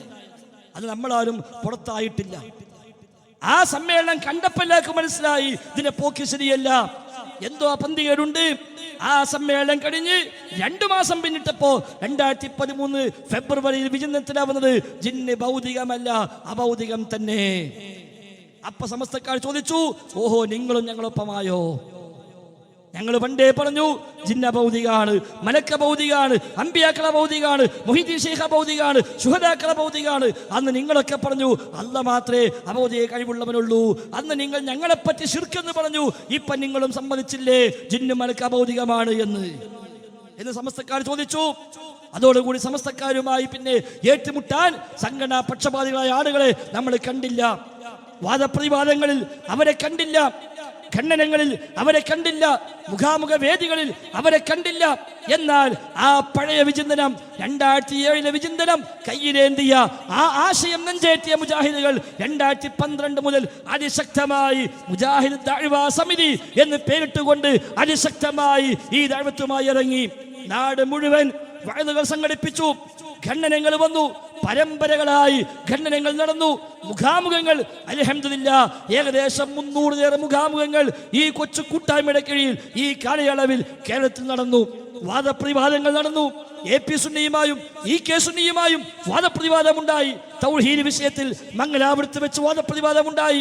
നബിദിനാഘോഷ വിഷയത്തിൽ കണ്ണൂരിൽ വെച്ച് വാദപ്രതിവാദമുണ്ടായി. അതുമായി എല്ലാം മുന്നോട്ട് പോയി. എവിടെയും ഒരാശങ്കയും നമുക്ക് ഉണ്ടായില്ല, ഒരാശങ്കയും ആവശ്യം വന്നില്ല. അതുകൊണ്ട് തന്നെ അതിശക്തമായി ആ ദഅ്വാ രംഗത്ത് മുന്നോട്ട് പോയി. അവിടെയാണ് സ്വാഭാവികമായും എല്ലാം ഒന്നായി തീരുമ്പോൾ, എല്ലാം ഐക്യപ്പെടുമ്പോൾ സ്വാഭാവികമായ ചോദ്യം, എങ്കിൽ ഇതിൽ ഏതാ ശരി, ഏതാ ഹക്ക്, ഏതാണ് ബാത്തില്, ആരാ തിരുത്തിയത്, ആരാണ് അംഗീകരിച്ചത്? തോൽക്കാനല്ല, ജയിക്കാനല്ല, തോൽപ്പിക്കാനല്ല, അങ്ങോട്ടും ഇങ്ങോട്ടും ചോദിച്ച് ഉത്തരം മുട്ടിച്ച് തോൽപ്പിക്കാൻ വേണ്ടിയല്ല. നേരെ മറിച്ച് മുജാഹിദുകൾ ഖുർആനും ഹദീസും മാത്രം അടിസ്ഥാനമാക്കി ഒരു വ്യക്തിക്കും ആവശ്യത്തിനപ്പുറമുള്ള സ്ഥാനം കൽപ്പിക്കാതെ, ഒരാളെയും അന്ധമായി അനുകരിക്കാതെ എന്താണോ പ്രമാണം പഠിപ്പിച്ചത് അതുമാത്രം സ്വീകരിച്ചു പോന്ന പാരമ്പര്യമുള്ളതാകയാൽ സ്വാഭാവികമായി ചോദിച്ചു ഏതാണ് ശരിയെന്ന്. ഈ വിഷയം മാത്രമല്ലല്ലോ, മറ്റെത്ര വിഷയങ്ങൾ. സിറാത്ത് പാലത്തെ കുറിച്ച് മടവൂർ വിഭാഗത്തിന്റെ വിശ്വാസം എന്താ? മടവൂർ വിഭാഗത്തിലെ 1-ലധികം ആളുകൾ എഴുതുകയും പറയുകയും ചെയ്തു, സിറാത്ത് പാലമില്ല. സ്വഹീഹ് ബുഖാരി പരിഭാഷയിൽ അബ്ദുസ്സലാം സുലമി പറഞ്ഞു സിറാത്ത് പാലമില്ല. PK മൊയ്തീൻ സുലമി കുഴിപ്പുറം അദ്ദേഹം പറഞ്ഞു സിറാത്ത് എന്ന പാലമേ ഇല്ല, അത് ആലങ്കാരിക പ്രയോഗമാണ്. ആ മൊയ്തീൻ സുലമി ഇന്ന് ജംഇയ്യത്തുൽ ഉലമയുടെ നേതാവാണ്. ആ അബ്ദുസ്സലാം സുല്ലമി ഇന്ന് ജംഇയ്യത്തുൽ ഉലമയുടെ നേതാവാണ്. ആയിക്കോട്ടെ, അൽഹംദുലില്ലാഹ്, നല്ല കാര്യം. അവരൊക്കെ സിറാത്ത് പാലമുണ്ട് എന്ന് സമ്മതിച്ചതാണോ? എങ്കിൽ അവരെ ബുഖാരി പരിഭാഷ ഇന്നും വീട്ടിൽ സൂക്ഷിച്ചവരുണ്ട്, പണം കൊടുത്ത് വാങ്ങിയവരുണ്ട്. ഒരു കുറിപ്പെങ്കിലും ഒരു തിരുത്തെങ്കിലും എഴുതിയിട്ട് ഒരു പേജിൽ ഒരു A4 ഷീറ്റിൽ DTP എടുത്തിട്ടെങ്കിലും ഇല്ല. എൻ്റെ ബുഖാരി പരിഭാഷയിൽ ഞാൻ പറഞ്ഞിരുന്നു ബദറിൽ മലക്കിറങ്ങിയിട്ടില്ല, ഞാനതിൽ പറഞ്ഞിരുന്നു സിറാത്ത് പാലമില്ല, ഞാനതിൽ പറഞ്ഞിരുന്നു സംസം വെള്ളത്തിന്റെ മഹത്വം പറഞ്ഞ ഹദീസ് എല്ലാം ദഈഫാണ് എന്ന്. അതൊക്കെ ഞാൻ പിൻവലിച്ചിരിക്കുന്നു. അതുകൊണ്ട് ആ ഭാഗങ്ങളിൽ ഇന്ന പേജുകളിൽ തിരുത്തി വായിക്കണമെന്ന ഒരു അടിക്കുറിപ്പെങ്കിലും രേഖപ്പെടുത്തിക്കൊണ്ട് ഒന്ന് കൊടുത്തയച്ചാൽ അൽഹംദുലില്ലാഹ് നമ്മൾ ആരും ഇങ്ങനെ പൊതുവേദി സ്റ്റേജ് കെട്ടി ചോദിക്കുമായിരുന്നില്ല. അത് അംഗീകരിക്കാനുള്ള മനസ്സ് തീർച്ചയായും നമുക്ക് എല്ലാവർക്കും ഉണ്ട്. അതേസമയം സിറാത്ത് പാലമില്ലെന്ന് പറഞ്ഞതിന്റെ പേരിൽ അദ്ദേഹത്തെ ഹദീസ് നിഷേധിയാക്കിയവർ സിറാത്ത് പാലമില്ലെന്ന് പറഞ്ഞുകൊണ്ട് തന്നെ അദ്ദേഹത്തെ ഹദീസ് പണ്ഡിതനായി തിരിച്ചെടുക്കുമ്പോൾ സ്വാഭാവികമായും ചോദ്യമുണ്ട്, ഏതാ ശരി? ഐക്യത്തിന്റെ ആഴ്ചകൾക്ക് മുമ്പാണല്ലോ അദ്ദേഹത്തിന് ഏഷ്യയിലെ ഏറ്റവും വലിയ ഹദീസ് പണ്ഡിതൻ എന്നതിന് അവാർഡ് പോലും കൊടുത്തത്. ആ അവാർഡ് കിട്ടിയിട്ടാണ് അദ്ദേഹം KJU-വിലെ പണ്ഡിതനായി നേതാവായി തിരിച്ചെത്തുന്നത് എങ്കിൽ സ്വാഭാവികമായും ഇനി എന്ത് വിശ്വസിക്കണം? സിറാത്ത് പാലം ഉണ്ടെന്ന് വിശ്വസിക്കണോ ഇല്ലെന്ന് വിശ്വസിക്കണോ? ആ ബുഖാരി പരിഭാഷ പ്രകാരം സിറാത്ത് പാലമില്ല. അമാനി മൗലവിയുടെ ഖുർആൻ പരിഭാഷ പ്രകാരം സിറാത്ത് പാലമുണ്ട്. ശരി, KJU-വിൽ ആ അബ്ദുസ്സലാം സുല്ലമിയുണ്ട്, എം മുഹമ്മദ് മദനിയുണ്ട്, എം അബ്ദുറഹ്മാൻ സലഫിയുണ്ട്, TP അബ്ദുൽ കോയ മദനിയുണ്ട്, അവരൊക്കെ ജമിയത്തുൽ ഉലമയുണ്ട്. അതേ KJU-വിൽ അബ്ദുസ്സലാം സുല്ലമിയുടെ അഭിപ്രായം, മടവൂർ വിഭാഗത്തിന്റെ അഭിപ്രായം സിറാത്ത് പാലം ഇല്ലെന്നാണ്. ഇവരുടെ അഭിപ്രായം സിറാത്ത് പാലം ഉണ്ടെന്നാണ്. രണ്ടും ഒന്നാകുമ്പോൾ ഇനി ഏതാണ് ഉസ്താദുമാരെ, ഏതാണ് മൗലവിമാരെ, ഏതാണ് സർ ഞങ്ങൾ വിശ്വസിക്കേണ്ടത്? സിറാത്ത് പാലം ഉണ്ടെന്ന് വിശ്വസിക്കണോ ഇല്ലെന്ന് വിശ്വസിക്കണോ? മസീഹുദ് ദജ്ജാൽ വരുമെന്ന് വിശ്വസിക്കണോ ഇല്ലെന്ന് വിശ്വസിക്കണോ? മസീഹുദ് ദജ്ജാൽ വരുമെന്ന് വിശ്വസിക്കണോ ഇല്ലെന്ന് വിശ്വസിക്കണോ? എന്താ മടവൂർ വിഭാഗത്തിന്റെ വിശ്വാസം? മസീഹുദ് ദജ്ജാൽ ഇല്ലെന്നാണ്. മസീഹുദ് ദജ്ജാൽ ഉണ്ട്, പക്ഷേ അത് ഖിയാമത്ത് നാളിന്റെ മുന്നോടിയായി വരാനുള്ളതൊന്നുമല്ല. അത് എല്ലാ കാലത്തും ഉള്ളതാണ്, എല്ലാ കാലത്തും ഉള്ളതാണ്. പിഴച്ച പ്രസ്ഥാനങ്ങൾക്കാണ് മസീഹുദ് ദജ്ജാൽ എന്ന് പറയുക, പിഴച്ച വിശ്വാസക്കാർക്കാണ്, പിഴച്ച പണ്ഡിതന്മാർക്കാണ് മസീഹുദ് ദജ്ജാൽ എന്ന് പറയുക. ഖിയാമത്ത് നാളിന്റെ മുന്നോടിയായി വരാനുള്ള ഒന്നൊന്നുമല്ല മസീഹുദ് ദജ്ജാൽ എന്നാണ് മടവൂർ വിഭാഗത്തിന്റെ വിശ്വാസം. KNM സംഘടനാ വേദികളിൽ ഔദ്യോഗികമായി പഠിപ്പിക്കപ്പെട്ടതോ മസീഹുദ് ദജ്ജാൽ ഉണ്ടെന്നാണ്, വരുമെന്നാണ്, കാവലിനെ തേടണമെന്നാണ്. അത്തഹിയാത്തിന് പോലും കാവലിനെ തേടിക്കൊണ്ടിരിക്കുന്നു. സ്വാഭാവികമായും ഐക്യപ്പെടുമ്പോൾ ഒരു സംശയത്തിന് വേണ്ടി മാത്രം ഏതാണ് സർ ശരി? മസീഹുദ് ദജ്ജാൽ വരുമെന്ന് ആശങ്കപ്പെട്ട് കാവലിനെ തേടണോ? സൂറത്തുൽ കഹ്ഫ് പാരായണം ചെയ്താൽ ആ മസീഹുദ് ദജ്ജാലിൽ നിന്ന് കാവൽ കിട്ടുമെന്ന് പഠിപ്പിക്കപ്പെട്ടത് ഇനി വിശ്വസിക്കണോ വേണ്ടേ? ഏതാണ് ശരിയെന്ന് ന്യായമായും ഏതു സാധാരണ മുജാഹിദുകാരൻ ചോദിക്കില്ലേ? ആ ചോദ്യമാണ് ഇവിടെ ഉന്നയിക്കപ്പെടുന്നത്. പള്ളിയിൽ വെച്ച് ചോദിക്കാൻ അനുവാദമില്ല. പള്ളി കയറി നിന്ന് മിമ്പറിന്റെ മുകളിൽ കയറി വേണ്ട മിഹ്റാബിൽ നിന്നുകൊണ്ട് ഒരു നമസ്കാരം കഴിഞ്ഞ് സലാം വിട്ടിട്ടെങ്കിലും എഴുന്നേറ്റ് നിന്ന് ഇതാ ഇതിന് പറയുന്നു മസീഹുദ് ദജ്ജാലിനെ കുറിച്ച് ഇങ്ങനെ, അമാനി മൗലവി ഇങ്ങനെയും പറയുന്നു, ഇതിന് ഏതാണ് ശരി എന്ന് ചോദിച്ചാൽ നീ ഐക്യം പൊളിക്കാമെന്നവനാ, നീ കുഴപ്പക്കാരനാ, നീ ജിന്നൂരിയാണ്, അതുകൊണ്ട് പോ പുറത്ത് എന്ന് പറഞ്ഞ് ആട്ടുമെന്നറിയാം. അതുകൊണ്ടാണ് ഒരു വേദി കെട്ടി സ്റ്റേജ് കെട്ടി ചോദിക്കുന്നത്. സഹോദരങ്ങളെ, അവനവന്റെ പരലോകത്തിന് വേണ്ടി മാത്രം, അവനവന്റെ പരലോകത്തിന് വേണ്ടി മാത്രം അള്ളാഹിന്റെ മുന്നിൽ ചെല്ലുമ്പോ, അള്ളാഹിനെ കോടതി ചെല്ലുമ്പോ ഈ വക വിഷയങ്ങളിൽ അള്ളാഹു റസൂലും പഠിപ്പിച്ചത് എന്തോ അത് വിശ്വസിച്ചുകൊണ്ട് ചെന്നെങ്കിലല്ലേ രക്ഷയുള്ളൂ. ഖബർ ശിക്ഷ ഇല്ലെന്ന് പറയുന്നു മടവൂർ വിഭാഗം. ഖബർ ശിക്ഷ ഇല്ലെന്നാണ്. പണ്ട് ചേകന്നൂര് പറഞ്ഞു ഖബർ ശിക്ഷ ലോകപ്പ് മർദ്ദനമാണ്. സമാനമായ ആ പ്രയോഗമല്ലെങ്കിലും സമാനമായ ആശയത്തിൽ ഖബർ ശിക്ഷ നിഷേധിച്ചുകൊണ്ട് മടവൂർ വിഭാഗം ഇന്നും വിശ്വസിച്ചുകൊണ്ടിരിക്കുന്നു. എന്താണ് ശരി? ഖബർ ശിക്ഷ ഉണ്ടോ ഇല്ലേ? ഖബർ ശിക്ഷന് കാവലിനെ തേടണോ വേണ്ടേ? ഖബറിലേക്ക് പോകുമ്പോഴെങ്കിലും, ഇന്ന് രാത്രി മരിച്ച് നാളെ രാവിലെ ഖബറിൽ മറമാടപ്പെടുമ്പോഴെങ്കിലും ആ ശിക്ഷ അനുഭവിക്കുന്നതിന് മുമ്പെങ്കിലും അത് ഉണ്ടെന്ന് മനസ്സിലാക്കി അതിന് കാവലിനെ തേടാൻ ഒരു തീർച്ചയായും ഒരു മുൻകരുതൽ ആവശ്യമില്ലേ സഹോദരങ്ങളെ? 6 നോമ്പ് സുന്നത്തില്ല എന്ന് മടവൂർ വിഭാഗം വിശ്വസിക്കുന്നു. 6 നോമ്പ് സുന്നത്തില്ലെന്ന് 14 കൊല്ലം അത് വിശ്വസിച്ചുകൊണ്ട് ശവ്വാലിലെ 6 നോമ്പ് ഒഴിവാക്കിയ മനുഷ്യന്മാർ അടുത്ത ശവ്വാലിലെങ്കിലും നോമ്പ് നോക്കണമെങ്കിൽ ഒരു തീരുമാനം കൊടുക്കണ്ടേ? ആ നോമ്പ് ഉണ്ടോ ഇല്ലേ പറഞ്ഞു കൊടുക്കണ്ടേ? അല്ലാഹുവിന്റെ റസൂൽ മുഴുവത്തായി ചന്ദ്രൻ പിളർന്നത് ശരിയല്ലെന്നാണ് മടവൂർ വിഭാഗത്തിന്റെ വിശ്വാസം. ചന്ദ്രൻ പിളർന്നിട്ടില്ല എന്നാണ്. ഇഖ്തറബത്തിസ് സാഅതു വൻശഖൽ ഖമർ എന്ന ആയത്തിൽ അമാനി മൗലവി എത്ര വിശദമായിട്ടാണ് ആ മുഴുവത്ത് വിശദീകരിച്ചത്. എന്നാൽ അബ്ദുസ്സലാം സുല്ലമി അടക്കമുള്ള മടവൂർ വിഭാഗത്തിന്റെ ആളുകൾ വിശ്വസിച്ചതോ ചന്ദ്രൻ പിളർന്നിട്ടില്ല. പിളർന്നുവെന്ന് പറഞ്ഞാൽ പിളരുമെന്നാണ് അർത്ഥം. ഖിയാമത്ത് നാളിന്റെ മുന്നോടിയായി ചന്ദ്രൻ പിളരുമെന്നാണ് അവിടെ ഉദ്ദേശിച്ചത് എന്നാണ് വിശുദ്ധ ഖുർആന്റെ പരിഭാഷയിൽ അദ്ദേഹം രേഖപ്പെടുത്തി വെച്ചത്. ആ അബ്ദുസ്സലാം സുല്ലമി അത് അംഗീകരിച്ച മടവൂർ വിഭാഗം ഇന്ന് KNM നേതാക്കന്മാരാണ്. ഹുസൈൻ മടവൂർ KNM വൈസ് പ്രസിഡന്റാണ്. അസ്ഗർ അലി KNM-ന്റെ ഓർഗനൈസിംഗ് സെക്രട്ടറിയാണ്. അബ്ദുൽ നാസർ സുല്ലമി സംസ്ഥാന സെക്രട്ടറിയാണ്. അബ്ദുൽ ലത്തീഫ് കരിമ്പിലാക്കൽ സംസ്ഥാന സെക്രട്ടറിയാണ്. അബ്ദുസ്സലാം സുല്ലമി, മൊയ്തീൻ സുല്ലമി ജമിയത്തുൽ ഉലമയുടെ ആളുകളാണ് എങ്കിൽ സ്വാഭാവികമായും ഇനി എന്ത് വിശ്വസിക്കണം? അന്ന് ചന്ദ്രൻ പിളർന്നുവെന്നോ പിളർന്നിട്ടില്ലെന്നോ ഏതാ ശരി എന്ന് ചോദിച്ചാൽ മിണ്ടുകയില്ല എന്നാണോ മറുപടി? ഐഡിയോളജിക്കൽ ഡിസിപ്ലിൻ എന്നാണ് അബ്ദുറഹ്മാൻ സലഫി പറഞ്ഞത്. ആദർശരംഗത്ത് അച്ചടക്കം പാലിക്കുക, തൽക്കാലം മിണ്ടേണ്ടതില്ല. അത് അച്ചടക്കം എന്നല്ല പേര്, അത് ഒളിച്ചോട്ടമെന്നാണ് പേര്. സഹോദരങ്ങളെ, മുജാഹിദുകൾക്ക് ആ ഗതി ഉണ്ടാകാൻ പാടില്ല. ഞാൻ അവസാനിപ്പിക്കുക, അനുവദിക്കപ്പെട്ട സമയം അവസാനിക്കുകയാണ്. ഞാൻ അവസാനിപ്പിക്കുകയാണ്. ഇങ്ങനെ 100 കൂട്ടം വിഷയങ്ങളിൽ എന്റെ ഒരു കാലത്ത് സമൃദ്ധമായി താടി വളർത്തിയ ആളുകൾക്ക് എന്റെ ഇന്ന് താടി ഇല്ലാതായത്? പുതിയ ഹദീസ് കിട്ടിയതാണോ? അല്ലല്ലോ. പിന്നെയോ താടിയുമായി ബന്ധപ്പെട്ട് വന്ന ഹദീസുകളെ മുഴുവൻ കൊച്ചാക്കുകയും പരിഹസിക്കുകയും ഇല്ലാത്ത വ്യാഖ്യാനം നൽകുകയും എന്നിട്ട് അതൊന്നും ആവശ്യമില്ലെന്ന് പഠിപ്പിക്കുകയും അൽഫനാർ മാസികയിലൂടെയാണ് കോയക്കുട്ടി ഫാറൂഖ് എഡിറ്ററായ അൽഫനാർ മാസികയിലാണ് ലേഖനം വന്നത്. സമൃദ്ധമായ താടിയുണ്ടായാൽ ശിക്ഷിക്കപ്പെടുമോ എന്ന് ഭയപ്പെടണമെന്ന്, സമൃദ്ധമായ താടിയുണ്ടായാൽ ശിക്ഷിക്കപ്പെടുമോ എന്ന് പേടിക്കണമെന്ന് അൽഫനാർ മാസികയിൽ ലേഖനം വരുമ്പോൾ കോയക്കുട്ടി ഫാറൂഖ് എഡിറ്ററായി ഫാറൂഖ് കോളേജിൽ നിന്ന് ഇറങ്ങുന്ന ആ അൽഫനാർ മാസികയിൽ വന്നിട്ട് സ്വാഭാവികമായും ആ കോയക്കുട്ടി ഫാറൂഖിയും അതിന്റെ പത്രാധിപരും അതിന്റെ ലേഖകന്മാരും എല്ലാവരും KNMന്റെ ഔദ്യോഗിക സ്ഥാനത്തേക്ക് മാറി വരുമ്പോൾ സ്വാഭാവികമായി ചോദ്യമില്ലേ, എന്താണ് വേണ്ടത്? താടി നീട്ടി വളർത്തിയാൽ കൂലി കിട്ടുമെന്നാണോ, കുറ്റം കിട്ടുമെന്നാണോ? എത്ര ഹദീസുകളിലാണ് താടിയെ സമൃദ്ധമാക്കുക, താടിയെ വെറുതെ വിടുക, താടി നിങ്ങൾ സുഭിക്ഷമാക്കുക തുടങ്ങിയ പ്രയോഗങ്ങൾ വന്നത്? അതൊക്കെ വേണോ വേണ്ടേ? എന്റെ ഒരു കാലത്ത് താടി ഉണ്ടായിരുന്ന ആളുകൾ ഈ 3-4 കൊല്ലങ്ങൾക്കിടയിൽ താടി ഇല്ലാതായല്ലോ, താടി ചെറുതായല്ലോ, തുണി താഴോട്ടിറങ്ങിയല്ലോ. പണ്ട് ജമാഅത്തെ ഇസ്ലാമിക്കാരൻ പറഞ്ഞു, അഹങ്കാരമില്ലെങ്കിൽ തുണി ഇറക്കിയാൽ കുഴപ്പമൊന്നുമില്ല. നമ്മൾ അവരെ ആക്ഷേപിച്ചു, ശരിയല്ലെന്ന് പറഞ്ഞു, അവർക്ക് തിരിച്ചു കൊടുത്തു. നമ്മളെല്ലാവരും കണിശമായി നെരിയാടിക്ക് മുകളിൽ തുണി കൊടുത്തു.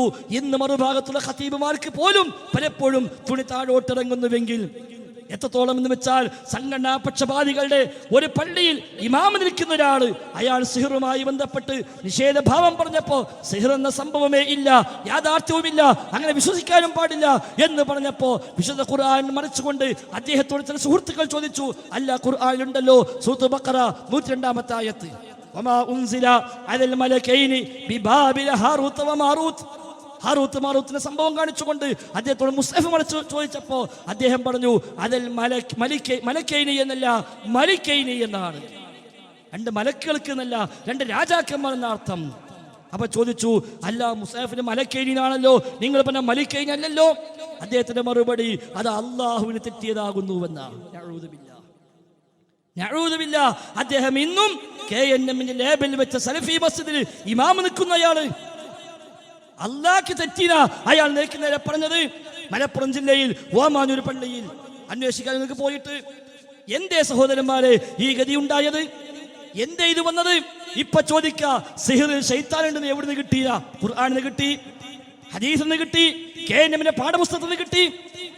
സൂറത്തുൽ ബഖറ 102-ാമത്തെ ആയത്തിൽ പറഞ്ഞു, വമാ കഫറ സുലൈമാനു വലാകിന്ന ശയാത്തീന കഫറു യുഅല്ലിമൂന അന്നാസ സിഹർ, യുഅല്ലിമൂന അന്നാസ സിഹർ, യുഅല്ലിമൂന ശൈത്താൻമാർ പഠിപ്പിക്കുന്നു, അന്നാസ ജനങ്ങളെ, അസ്സിഹ്റ സിഹറിനെ, ശൈത്താൻമാർ ജനങ്ങളെ സിഹർ പഠിപ്പിക്കുന്നു എന്ന് അല്ലാഹ് പറയുമ്പോ ഇപ്പൊ കായ്ക്കുടിയൊക്കെ ചോദിക്കാൻ തുടങ്ങി, സിഹർ ശൈത്താനിന് എവിടെ കിട്ടിയത്? KNMന്റെ പാഠപുസ്തകത്തിൽ 4-ാം ക്ലാസ്സിൽ ഇന്നും പഠിപ്പിച്ച പുസ്തകത്തിൽ കാണാം, സ്വഭാവ പാഠങ്ങളിൽ 4-ാം ക്ലാസ്സിൽ സ്വഭാവ പാഠം പഠിച്ചു നോക്കുക. നമ്മുടെ മക്കൾ ഇന്നും പഠിച്ച പുസ്തകം, അതിൽ കാണാം സിഹർ എന്ന അധ്യായം. എന്താ 1-ാമത്തെ വരി? പിശാച് സേവയിലൂടെ നടത്തുന്ന ചില ഗൂഢപ്രവർത്തനങ്ങൾക്കാണ് സിഹർ എന്ന് പറയുന്നത്. ഇപ്പോഴും പഠിപ്പിച്ചു കൊടുക്കുക. ഇത് ശിർക്കാണ് എന്ന ഈ ഐക്യത്തിനു ശേഷം വന്ന ശബാബിൽ വന്നത്, ഈ ഡിസംബർ 23 ഇറങ്ങിയ ശബാബില് ലേഖനം വന്നു, ജൂതന് സിഹർ ചെയ്ത് നബിയെ ബുദ്ധിമുട്ടിക്കാൻ സാധിച്ചുവെന്ന് വിശ്വസിച്ചാൽ അത് ശിർക്കാകുന്നു. നമ്മുടെ മദ്രസയിലെ പാഠപുസ്തകങ്ങളിൽ നമ്മുടെ മക്കൾ ഇപ്പോഴും പഠിപ്പിക്കുന്നു, പിശാച് സേവയിലൂടെയാണ് സിഹർ ഉണ്ടാകുന്നത്. ആ ബുക്ക് ശിർക്ക് പഠിപ്പിക്കുന്നുവെന്ന മടൂർ വിഭാഗത്തിന് ഇപ്പോഴുമുള്ള വിശ്വാസം. ഒന്നാകുമ്പോൾ ഇനി എന്ത് ചെയ്യും? ഈ പാഠപുസ്തകം ഒഴിവാക്കണോ, ഇത് മാറ്റണോ, അതോ ശബാബിൽ വന്ന് തിരുത്തണോ? ചോദ്യമല്ലേ, ന്യായമല്ലേ? ആ ചോദ്യം ചോദിക്കാൻ പാടില്ല എന്നോ, അത് ചോദിച്ചാൽ ഐക്യം പൊളിക്കുമെന്നോ? അങ്ങനെയൊക്കെ പൊളിയുന്ന ഐക്യമാണെങ്കിൽ അത് ഐക്യമല്ല എന്നല്ലേ മനസ്സിലാക്കേണ്ടത്? 4 ചോദ്യം ചോദിച്ചാൽ പൊളിയുന്ന ഐക്യമാണെങ്കിൽ അതെന്തൊരു ഐക്യമാണ്? സഹോദരങ്ങളെ, ആദർശരംഗത്തെ വിശുദ്ധി തന്നെയാണ് നമ്മുടെ എന്നുമുള്ള മുഖമുദ്ര. അന്ധവിശ്വാസങ്ങൾക്കെതിരെ, അനാചാരങ്ങൾക്കെതിരെ, ആൾ ദൈവങ്ങൾക്കെതിരെ, ഖബർ പൂജക്കെതിരെ, മാലമൗലിദിനെതിരെ, ആ നിലക്കുള്ള തെറ്റായ നയങ്ങൾക്കെതിരെ അതിശക്തമായി നിലകൊള്ളാൻ കഴിയണമെങ്കിൽ ആദർശരംഗത്ത് കൃത്യമായ വിശുദ്ധിയാണ്, കൃത്യമായ വ്യതിരിക്തതയാണ്, കൃത്യമായ വ്യക്തതയാണ് നമുക്ക് വേണ്ടത്.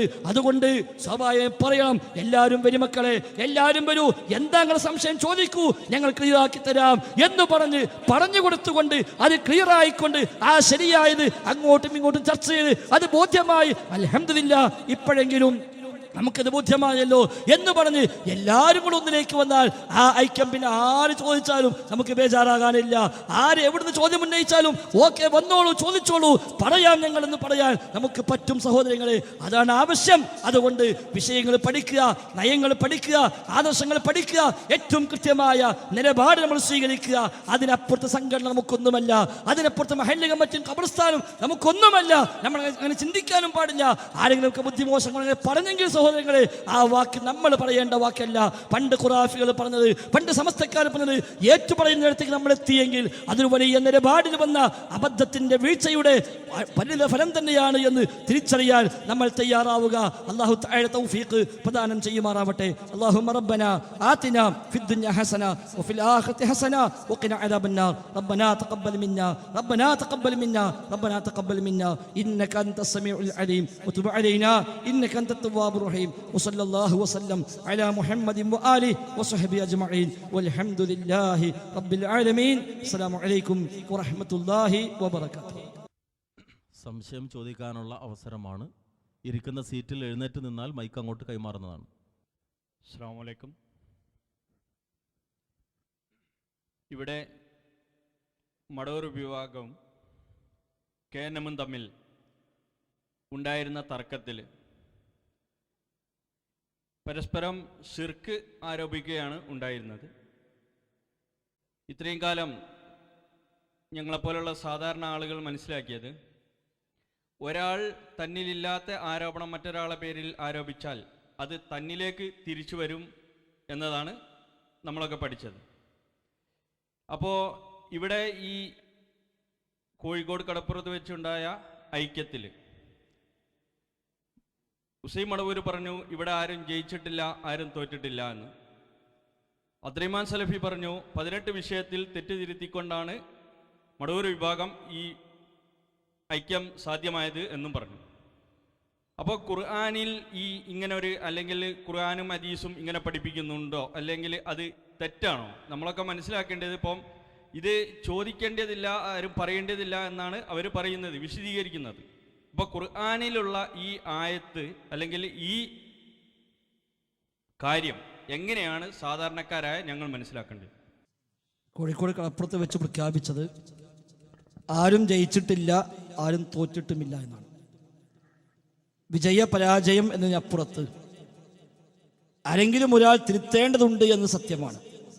ഇപ്പറഞ്ഞതുപോലെ ബദലിൽ മലക്കിറങ്ങി എന്ന വിശ്വാസം ശിർക്കാണ് എന്ന് പറഞ്ഞവർ, ശിർക്കല്ല എന്ന് പറഞ്ഞവർ, രണ്ടു കൂട്ടരും ഒന്നിച്ച് ഐക്യപ്പെടുമ്പോൾ ആരും തോറ്റിട്ടില്ല എന്ന വാക്കൊക്കെ ഭംഗി വാക്കാണ്. പക്ഷേ വിജയ പരാജയം എന്നതിനപ്പുറത്ത് പാരത്രികമായ വിജയത്തിന് വേണ്ടി ഞങ്ങളിത് ആ ഭാഗം തിരുത്തിയിരിക്കുന്നു എന്ന് പറയേണ്ട ബാധ്യത ഉണ്ടല്ലോ ഒരു ഇസ്ലാമികമായിട്ട്.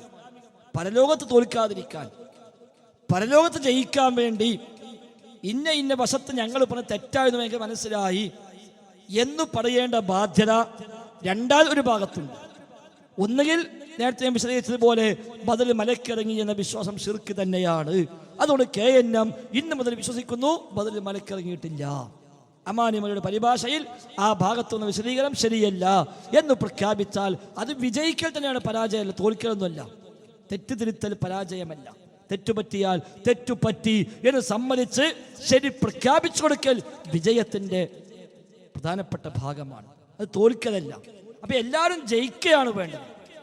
സിഹിറിന് യാഥാർത്ഥ്യമുണ്ട് എന്ന് വിശ്വസിച്ചാൽ ശിർക്കാണ് എന്ന് ആവർത്തിച്ച് മടവൂർ വിഭാഗം പ്രസംഗിച്ചു. ഈ നാട്ടിൽ മൊത്തം അവർ ആ വിഷയത്തിൽ മാത്രം പ്രസംഗങ്ങൾ വെച്ചു.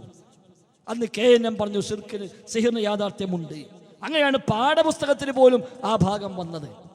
സിഹിർ യാഥാർത്ഥ്യമുണ്ട്, പക്ഷെ ചെയ്യാൻ പാടില്ല, ചെയ്യിക്കാൻ പാടില്ല, വൻപാപമാണ്.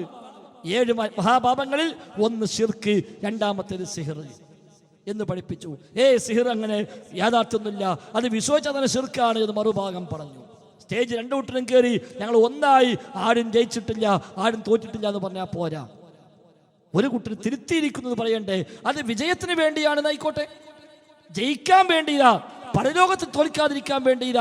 ഞങ്ങൾ തിരുത്തിയിരിക്കുന്നു, സിഹിറിന് യാഥാർത്ഥ്യമുണ്ട്, ഖുർആൻ പറഞ്ഞത് ശരിയാണ്, ഹദീസിൽ പറഞ്ഞത് ശരിയാണ്, ഞങ്ങൾക്ക് അബദ്ധം പറ്റി എന്ന് പറയണല്ലോ. അല്ലെങ്കിൽ തിരിച്ച് സിഹിറിന് യാഥാർത്ഥ്യമില്ല, അവിടെ ഖുർആനിലെ ആ ആയത്ത് അത് ശരിയല്ല, ആ ഹദീസ് അത് ശരിയല്ല, അല്ലെങ്കിൽ വ്യാഖ്യാനം അങ്ങനെയല്ല.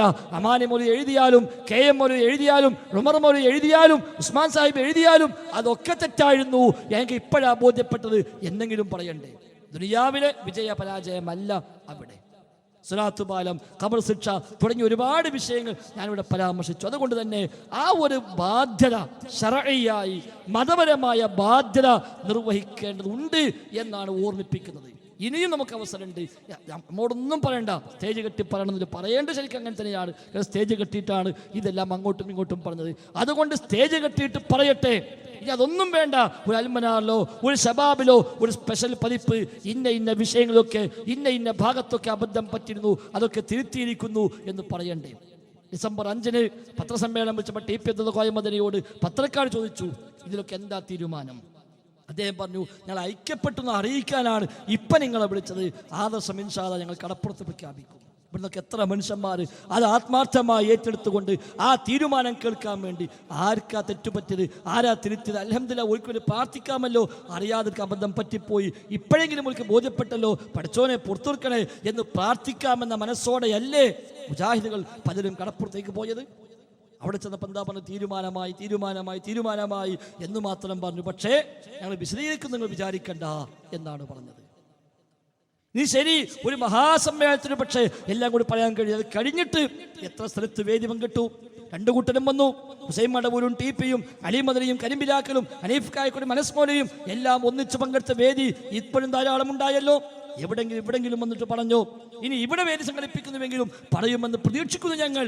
ഇതാ ഇന്ന വിഷയത്തിൽ കരിമ്പിലാക്കൽ അബദ്ധം പറ്റിയിരുന്നു, അലി മദനിക്ക് അബദ്ധം പറ്റിയിരുന്നു, അബ്ദുസ്സലാം സുലമിക്ക് അബദ്ധം പറ്റിയിരുന്നു, അല്ലെങ്കിൽ കായക്കൊടിക്ക് അബദ്ധം പറ്റിയിരുന്നു, അനസ് മുസ്ലിയാർക്ക് അബദ്ധം പറ്റിയിരുന്നു.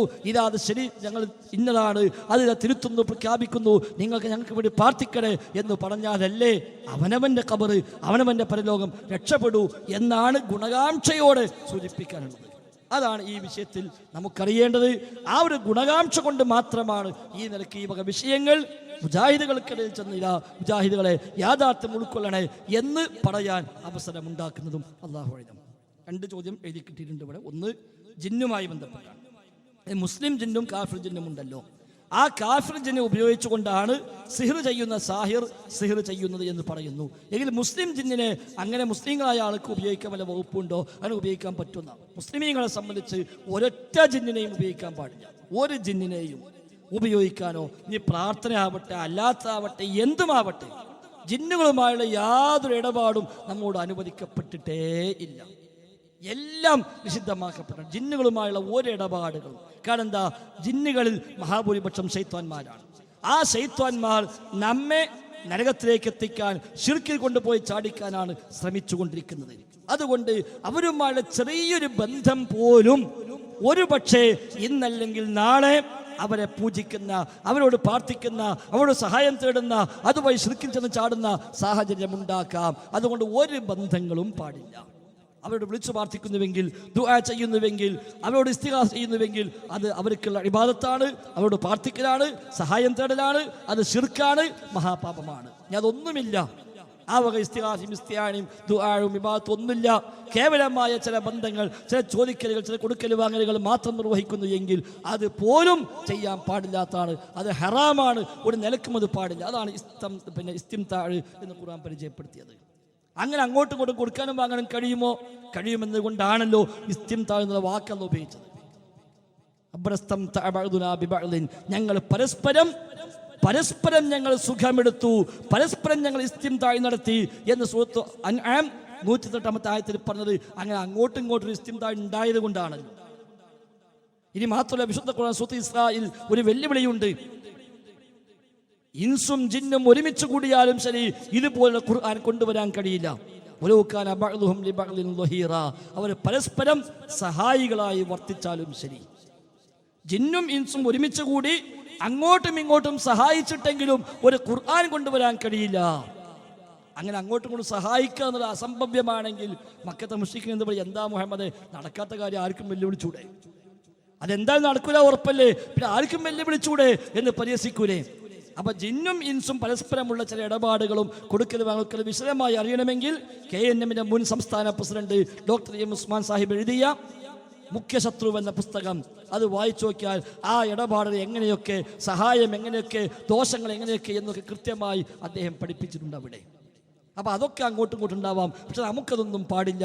ഒരു ബന്ധങ്ങളും പാടില്ല, ഒരു നിരക്കുള്ള ഇടപാടും പാടില്ല. അതൊക്കെ എല്ലാം നിഷിദ്ധമാണ്, എല്ലാം ഹറാമാണ്. ദുആ ആണോ ആ അർത്ഥത്തിൽ വരുന്ന ഇസ്തിഗാസയാണോ ഇസ്തിആനയാണോ ആ നിലക്കുള്ള സഹായാർത്ഥനയാണോ അത് ശിർക്കാണ്. ശിർക്ക് അല്ലാത്ത വല്ലതുമുണ്ടോ അതൊന്നും ചെയ്യാൻ പാടില്ല, അതൊക്കെ ഹറാമാണ് എന്നാണ് പ്രമാണങ്ങൾ പഠിപ്പിക്കുന്നത്. അല്ലാഹു അഅലം. മറ്റൊന്ന് മ്യൂസിക്കുമായി ബന്ധപ്പെട്ടാണ്. മ്യൂസിക്കിന് ഇസ്ലാമിക വശം വിശദീകരിക്കാമോ? ഹറാമായതും ഹലാലായതുമുണ്ട്. മ്യൂസിക്കിൽ ഹലാലായ ഒന്നില്ല. ഇൻസ്ട്രുമെന്റ്സ് വെച്ച് സംഗീത ഉപകരണങ്ങൾ വെച്ചുകൊണ്ടുള്ള മ്യൂസിക്കുകൾ, സംഗീതങ്ങൾ അത് നിഷിദ്ധമായത് തന്നെയാണ്. ഖുർആനിലെ സൂറത്തുൽ ലുഖ്മാനിലെ ആയത്ത് എന്ന ആയത്തിൽ ലഹുവൽ ഹദീസ് വിനോദ വാർത്തകൾ വിലക്ക് വാങ്ങുന്നവർ ഉണ്ട് ജനങ്ങളിൽ, ശിക്ഷയുണ്ടെന്ന സന്തോഷ വാർത്ത കൊടുക്കുക എന്ന് പറഞ്ഞ വിനോദ വാർത്തകളുടെ ഉദ്ദേശം മ്യൂസിക്കാണ്, സംഗീതമാണ് എന്ന് അല്ലാഹുവാണ് സത്യം, അല്ലാഹുവാണ് സത്യം, അല്ലാഹുവാണ് സത്യം എന്ന് ഇബ്നു മസ്ഊദ് റളിയല്ലാഹു അൻഹു സത്യം ചെയ്ത് പറയുന്നു. സമാനമായ ഹദീസുകൾ ഖിയാമത്തിന്റെ മുന്നോടിയായി സംഗീതങ്ങളെ അനുവദനീയമായി കാണുന്ന ആളുകൾ വരുമെന്ന് ഇമാം ബുഖാരി ഉദ്ധരിക്കുന്ന ഹദീസിൽ നിബിധങ്ങൾ താക്കീത് ചെയ്യുന്നു. ധാരാളം അധ്യാപനങ്ങൾ ആ രംഗത്ത് പണ്ഡിതന്മാർ നൽകുന്നു. ഇമാം മാലിക് റഹിമഹുല്ലാ ഫത്വ നൽകിയത് ഇസ്ലാമിക ഭരണമുള്ള രാജ്യത്താണെങ്കിൽ ഒരാൾ മ്യൂസിക് പതിവാക്കുന്നുവെങ്കിൽ അയാളെ അറസ്റ്റ് ചെയ്യണം. മ്യൂസിക് പതിവാക്കിയ ആളെ അറസ്റ്റ് ചെയ്യണം എന്ന് ഇമാം മാലിക്കിന്റെ ഫത്വ മദീനയിൽ വെച്ച്. ഇമാം ഷാഫി പറഞ്ഞു അയൽപ്പക്കത്തെ വീട്ടിൽ നിന്ന് സംഗീതം കേൾക്കുന്നുവെങ്കിൽ അത് ശരിയല്ലെന്ന് പറയാൻ ആ വീട്ടിൽ കയറി ചെല്ലാൻ വീട്ടുകാരൻ്റെ അനുവാദം പോലും ആവശ്യമില്ല. അതേപോലെ മ്യൂസിക് സംഗീതങ്ങൾ മനുഷ്യ മനസ്സുകളിൽ കാപ്പട്യം മുളപ്പിക്കും, മഴ പുല്ലിനെ മുളപ്പിക്കുന്നത് പോലെ എന്നാണ്. ഇബ്നുൽ ഖയ്യിം റഹിമഹുല്ലാ അദ്ദേഹത്തിന്റെ ഇഗാസത്തുൽ ലഹ്ഫാൻ മിൻ മസാഇദ് ശൈത്വാൻ എന്ന ഗ്രന്ഥത്തിൽ മ്യൂസിക്കുമായി ബന്ധപ്പെട്ട് ധാരാളം മുൻഗാമികളെ ഇത്തരം ഉദ്ധരണികൾ വെച്ചുകൊണ്ട് അതൊരിക്കലും പാടില്ലെന്ന് അവർ പഠിപ്പിക്കുന്നു. അതുകൊണ്ട് വിശ്വാസികൾക്ക് അതൊരിക്കലും ഭൂഷണമല്ല, അത് റബ്ബിലേക്ക് അടുപ്പിക്കുകയല്ല, റബ്ബിൽ നിന്ന് അകറ്റുകയാണ് ചെയ്യുക എന്ന് നമ്മൾ തിരിച്ചറിയേണ്ടതുണ്ട്. അത് നമുക്കൊരിക്കലും ഒരു നിലക്കും അതിൽ അനുവാദമില്ല. ഇനി മുൻകാലത്ത് ആരെങ്കിലും അങ്ങനെ മുജാഹിദ് പ്രസ്ഥാനത്തിൽ ആരെങ്കിലും അങ്ങനെ അനുവദനം പറഞ്ഞിരുന്നത് അള്ളാഹു നമുക്കറിയില്ല, ഞാനേ പറഞ്ഞിട്ടുണ്ട് വിചാരിക്കുക. അതല്ലല്ലോ നമ്മുടെ പ്രമാണം. നേരെ മറിച്ച് അള്ളാഹും റസൂലും ആ വിഷയത്തിൽ എന്താണോ പഠിപ്പിച്ചത് അതാണ് നമ്മൾ സ്വീകരിക്കേണ്ടത് എന്നാണ് അതുമായി ബന്ധപ്പെട്ട് സൂചിപ്പിക്കാനുള്ളത്.